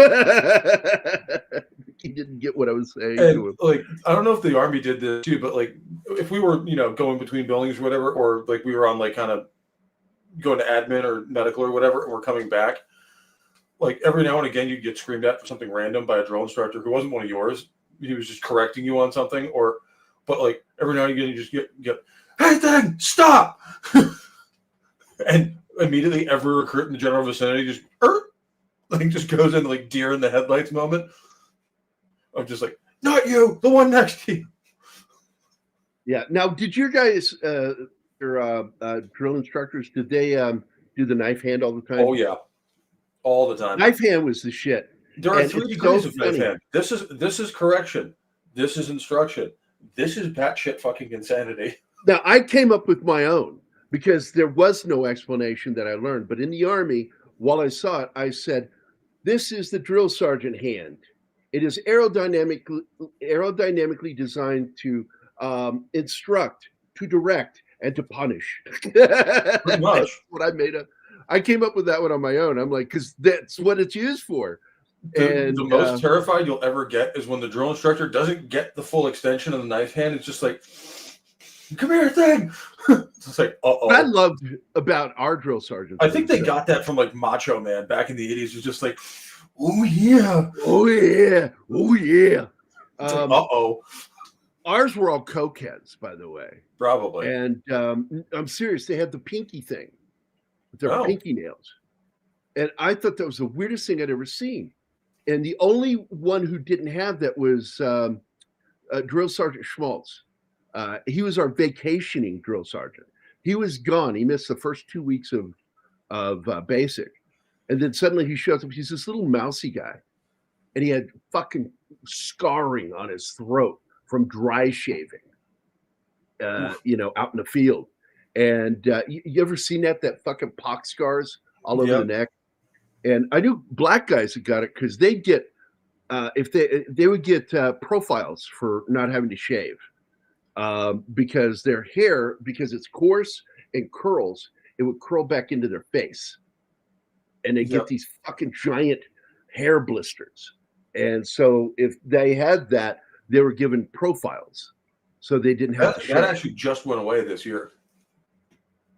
I don't know. They need to keep that because that's nasty. That is so nasty. As a combat medic, that's gross. From what I understand, it's one of those, if you need a shaving profile, you're gone. Yeah, you don't belong. And so, I mean, and I'm okay with that. I get it. If that's the standard, I understand it. But it's like, but don't keep them in and have them have to go through that. And it sucks that because they'll lose some good soldiers doing that. But they will. I understand it. I understand that because it's like if your religion means that you need to have a beard, I'm sorry, you don't get to serve. Find another branch. We said the same thing to the Sikhs when they wanted to join, but they have to wear a turban. It's just like, I'm sorry, dude. I know you're probably going to be a great uniform. Sikhs fight hard, but not uniform. It's like if you're going to be one of us, you have to be one of us in every way. And by the way, that's not a joke. That's a true story, Gambit. Yeah, and the Marine Corps is even stricter on it with the Army, where like the Army, they give you some leeway. The Marine Corps, no, it's everybody will be almost exactly the same. Well, it's just it. It's like in the Marine Corps, they say it. They didn't say it to us in the Army, but I know they say it in the Marine Corps. And Arlie Ermy nailed it when he said, "You are all the same. You are all equally worthless. Equally worthless. You are amphibian shit." And that's why they shave your heads. Is everybody gets the same thing. Unlike in the movie Stripes, they get their head shaved, except for Bill Murray and Harold Ramis, who have high and tights, like really high. Fuck, man. They had fucking a pompadour on their hair. It's like, yeah, you don't do that in fucking boot. Well, I mean, once you get to the fleet, you can grow out your hair a little bit, and like they're a little more relaxed, at least in the infantry units. But like in boot camp, if you see a platoon graduating boot camp, it looks like we were assembled in a factory somewhere. Well, here's another one, Gambit. Right after we go into that room, and there's like a line of fucking barbers in this room. This is in like at Fort Leonard Wood. This is in the reception building. Yep, it was Paris Island too. The photography is in there. Your first lecture is in there, where you go into an auditorium. They explain to you shit. That paperwork you signed, where they explain everything you signed to you, and then you go down the hall, and because you've already done everything else. The first night you're there, you go into that building, and they do the contraband room, which is, like I said, it's confessional. You go in alone, and whatever you got, if you got drugs, gone. And I didn't come with anything, so I just did nothing in there. But you could hear people in there, and you could hear the clunking of shit, and you're like, "Oh man, that guy brought some contraband." But the next time you go to that building is for all of that shit, and you go into this room, and there's, I think, 6 barber seats and barbers, and they've got these clippers that have a hose. Yep. It goes up and into a central vac system, and it's like sucking in all that hair, so there's not so much on the floor. But man, I had long hair when I went in. And there's none of this, let's get this precision. Get it over there. They're just They're taking it's like being scalped with an electric razor. And then you walk away and you walk into this latrine bathroom, and it's got about a 30-foot mirror, and all of us are standing in front of it doing the same thing. because it feels so fucking weird. And I'm taller than everybody. So I'm standing behind everybody and all these heads in front of me about like right here. And I'm looking and I'm doing this. And then I just suddenly went, "Hey, Gomez." And about half of them got it and fucking started laughing because we all looked like Uncle Fester. We're all pale, dark rings under our eyes already from reception because we were in reception for almost 3 weeks because there was delays with one of the basic groups before us. And so we had to wait till they graduated before we could go in. And holy shit, dude. I swear to God, man, Uncle fucking Fester. And I couldn't help but laugh at that shit. And the worst part was I was already in a military academy, so I already kept my hair in like the high and tight. That they hate that. I got fucked up for that because like, oh, you thought you were going to come prepared, huh? Well, get prepared for this. Yeah, it's like you bring more attention on yourself if you thought you had that military haircut. That was, what you would call what's it called? An acceptable in the military. There's a term for it. I forgot it. With like in rags haircut, yeah. Yeah, in rags. And and that's what it sounds like, that shit. And I mean, it's like I've had haircuts. Army haircuts are something else, man, because they use like a high power clipper and you can feel the going across your head. I swear to God, I think they took the first layer of skin off. It's pretty bad, man. And then they walk you down after you get your haircut. You get walked down to this room, and you're all on benches waiting for your turn. And you go into the room, and they put a Velcro uniform on you that they slide your arms in, and then Velcro it in the back. It's a basic uniform, and put your name tag on, and put your headgear on.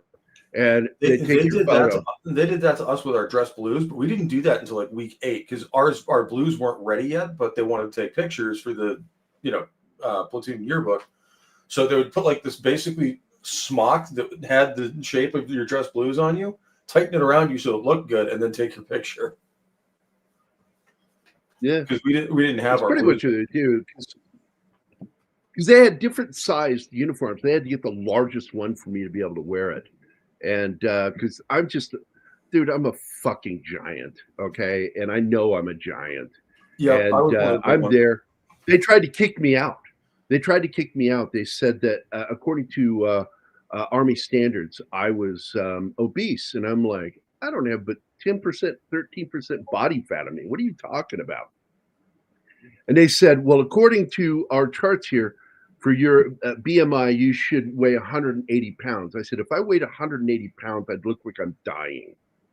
Right? It's just like they tried to say that for the same thing for me. It's just like, you should be like 190 pounds. I'm like, in what world? I mean, because I came in, I was a hockey player in high school and had been in a military school for 2 years. I was in shape. And they were like, no, you're too big. I'm like, and like when they take me, it's like, yeah, no, get out of here.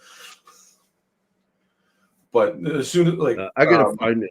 But as soon as we got there, one of the first things they issue you is your camis. They don't have name tapes on them yet, but they issue your uniform, and you will change out of your civilian and into that uniform immediately. I found this one, and I've got some of the guys I hung out with. I don't remember all their names, but I remembered most of them. And open image and new tab. But I can't. I think it's on my other Facebook account. The photo for my Army photo, where I look like Uncle Fester with a hat on. Yeah, and it's so fucking bizarre. And I always laugh because I tell people the uniform I have on, not mine. That's a Velcro suit. They Velcro it in the back, and it's not real. And let's see, entire screen, boom, no audio needed. And here we go. This is our platoon photo, Bravo 410. And we were second platoon. That was us. And I don't know, can you find me in the photo? And I will tell you, it's the back row because the tallest guys are on the back row. One of my best friends, the guy with the name over his head, that's Holland. He was one of my best friends in basic. Found you. You found me? Top row, third from the left. Yep, I can see it. That's me wearing my headgear correctly. 2 fingers. Mm-hmm. And the guy next to me on the right there, he's wearing his correctly. The guy in front of me there, on the left front of me, he's wearing it right. The guy next to him with the thick fucking eyebrows and the closed eyes, I fucking hated that guy. I wanted to beat his ass so many fucking times. And he's like wearing his headgear correctly, but he's got his head cocked back like an idiot. Right. Then let's see if I can find it here. Cowboy was one of my best buds, and he wanted to be an airborne plumber. This is in the West was that. And JT, this guy, he's a fuck chop. Look at him, the way he's wearing that fucking uniform. I swear to God, he was like just the worst. But I love the guy. And he's the guy, because I was already a medic when I went into the Army, okay, plus a year of nursing. And JT would come to me all the time in the middle of the night from basic through AIT. Like, yo, man, kiss him, man. Kiss him. Like, fuck, man, my arm, I can't feel my arm. I'm like, I've had this conversation with him so many fucking times. I went, you laid on it wrong. You didn't have a stroke. You're not having a stroke. Go to bed. Like, I cannot tell you how many times he fucking did. He also led to a situation once because as a squad leader, I had to go in quickly into the barracks. I got back late. And so I had to haul ass in there to deal with everybody. And I said, JT, please put my gear in the lockup. He goes, okay, man. And I go out and I start dealing with everybody in my squad. And then I go back and like the next weekend, I go into lockup. My shit ain't in there. So I'm complaining. And the drill sergeants get pulled into it. And they fucking rip that barracks apart. Pulling down the false ceilings. Going through everybody's shit. Like footlockers spewed out all over the fucking floor.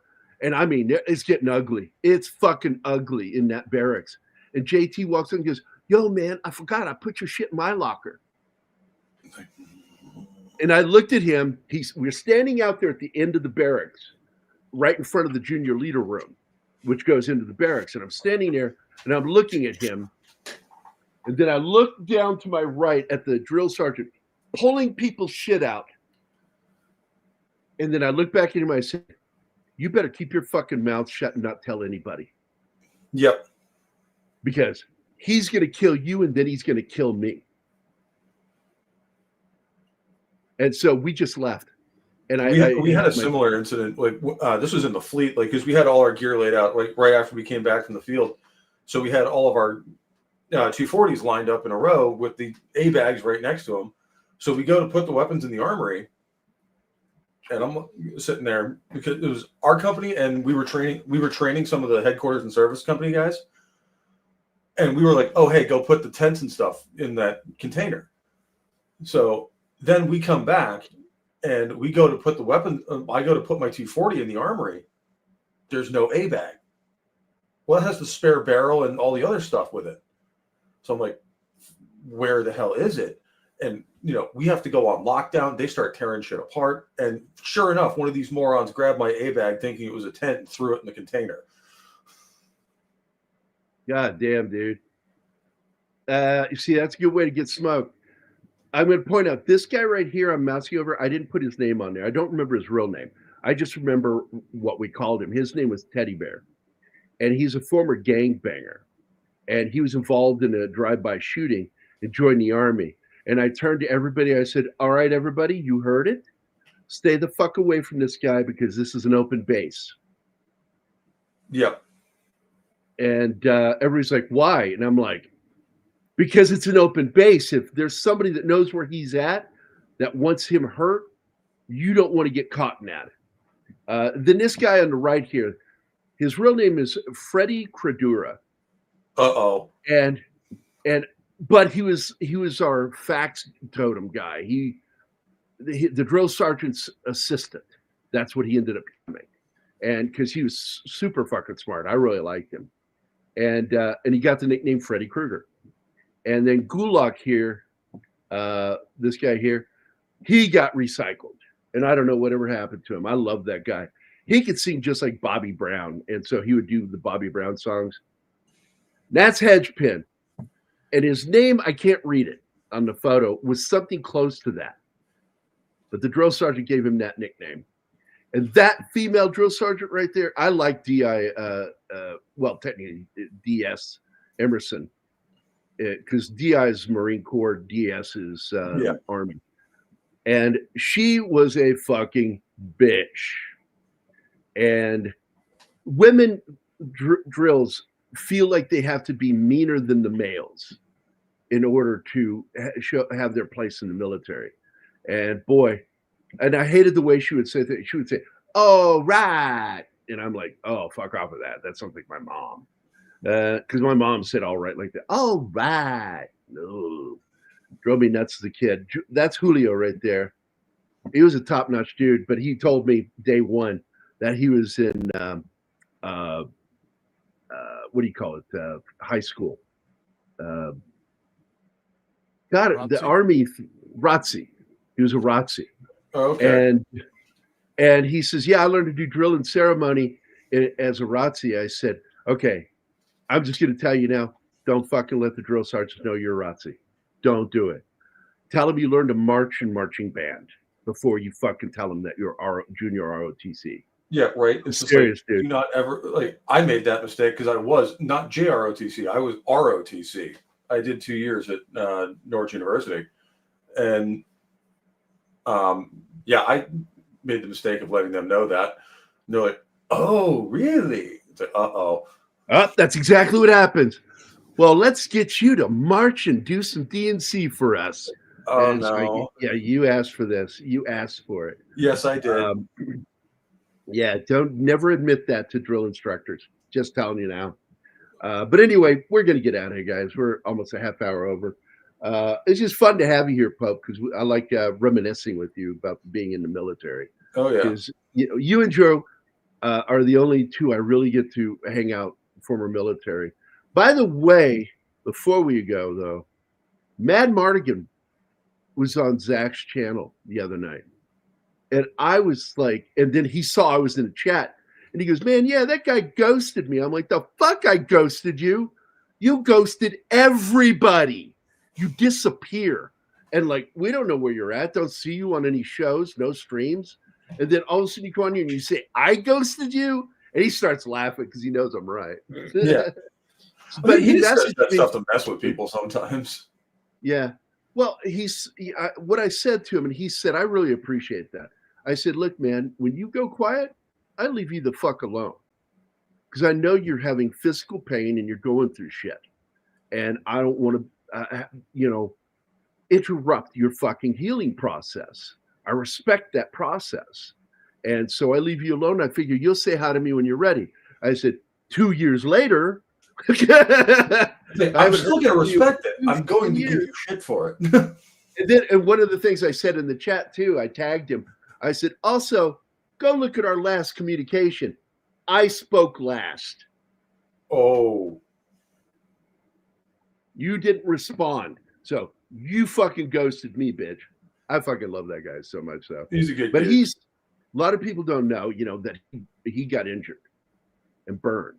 And so he's always in constant pain. And I know that. And so that's why I'm so cool with him about shit. I'm not going to fucking bug you, dude. If you don't want to talk, I'm not going to keep bugging you out of respect, because I know, I've spent my entire life around combat vets. I learned, let them go through their shit. Yeah, or like me, like if I'm not on the show or I'm not communicating, it's usually because I'm working. Well, I just write something gay to you and then you show up. Dude, that Civil War letter was fucking amazing. It was brilliant.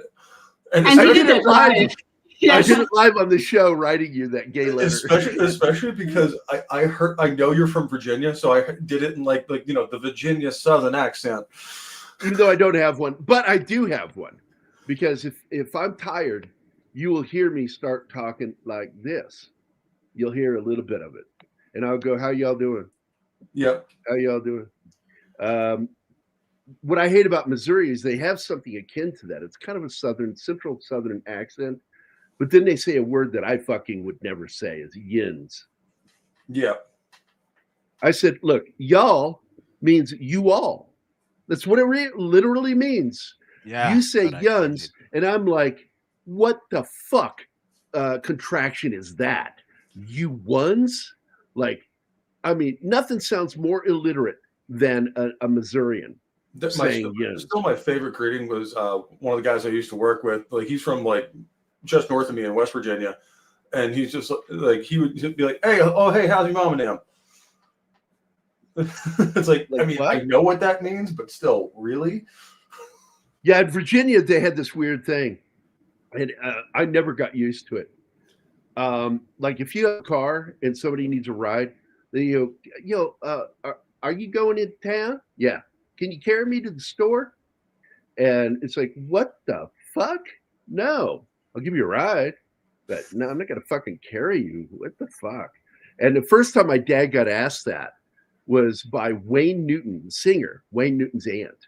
She worked with him at I forget the name of the place. He was an engineer, draftsman, and he could, my dad had patents. He like real patents that are still used to this day by Mueller's. My dad was a genius, and he loved to say, because I have a lower IQ than my dad, also lower than my eldest son, like big points. And my dad was such a dick. He goes, "Well, intelligence skips a generation in our family." And I'm like, "Oh, fuck you, Dad. I win every debate with you." So, yes, you're smarter than me on paper. But what's that? Hey, guys. Live in Pittsburgh. Train myself to say y'all instead of yins. I fucking They hate both that one. sound weird.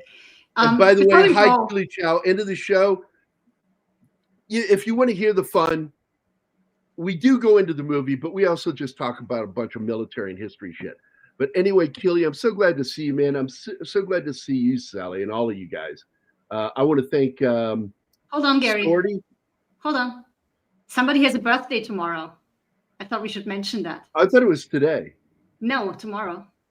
It's Gambit's birthday. Yeah, tomorrow. So happy birthday. So we better say it now, because you and I won't be here tomorrow. So yeah, nobody Gambit, will be here.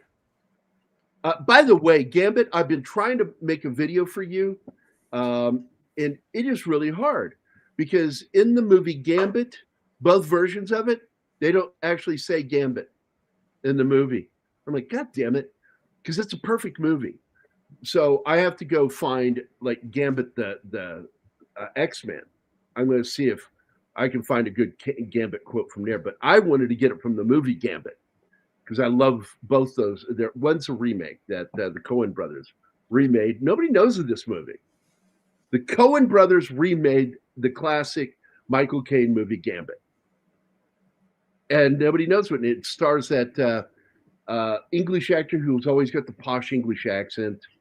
He's like he plays a Roman legionnaire in one movie in the 2000s.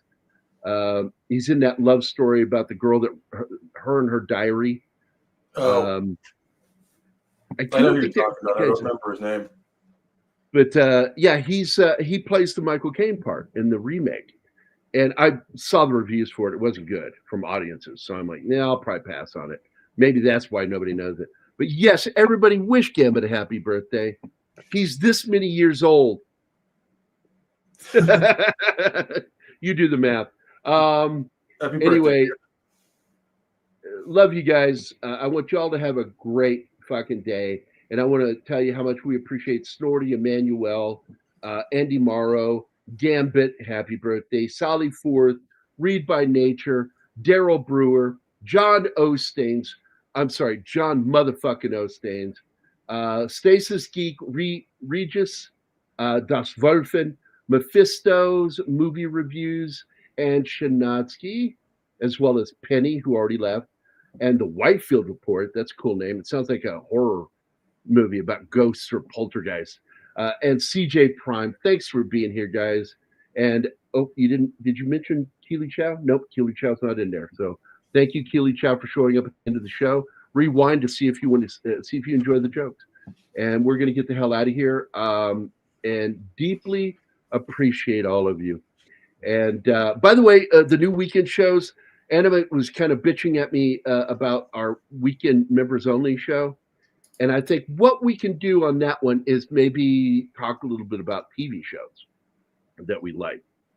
And if that's something you want to do, Anima. Well, yeah, I was a bit bummed out that we didn't have a single person in the chat on Saturday. Oh, this last weekend? Yeah, nobody showed up. I'm sure there was a reason, because Penny usually shows up. Oh, look, happy birthday, It Balloon. That's the balloon from It. You should do a clip of Tatum's incomprehensible fibber for Gambit. Channing Tatum played Gambit in Deadpool and Wolverine. Yeah, but I'm trying to remember what's the fibber thing about. Oh, I forget. He was doing a terrible French accent. Oh, his Cajun accent, right? Yeah. Oh yeah. Yeah, it was pretty bad. But anyway, guys, we will see you on Wednesday. The Chief is doing a show tomorrow. No show tomorrow. So we will see you on Wednesday. And what's our Wednesday show? Invisible Man. Ooh, I'm looking forward to that one. I'm so sorry, guys. You won't be able to see it.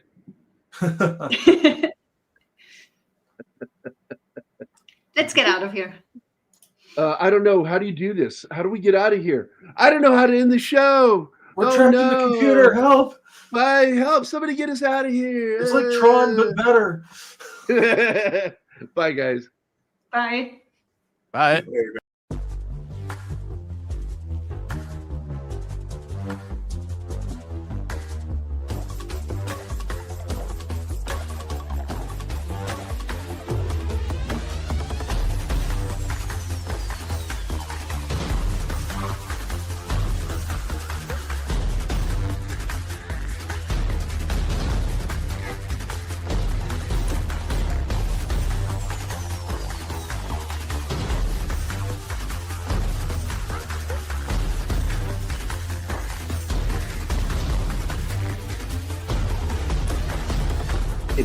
Bomb, bam.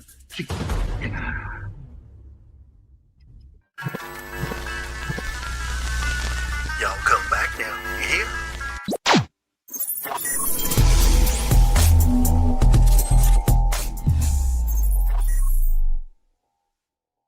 Matt Damon.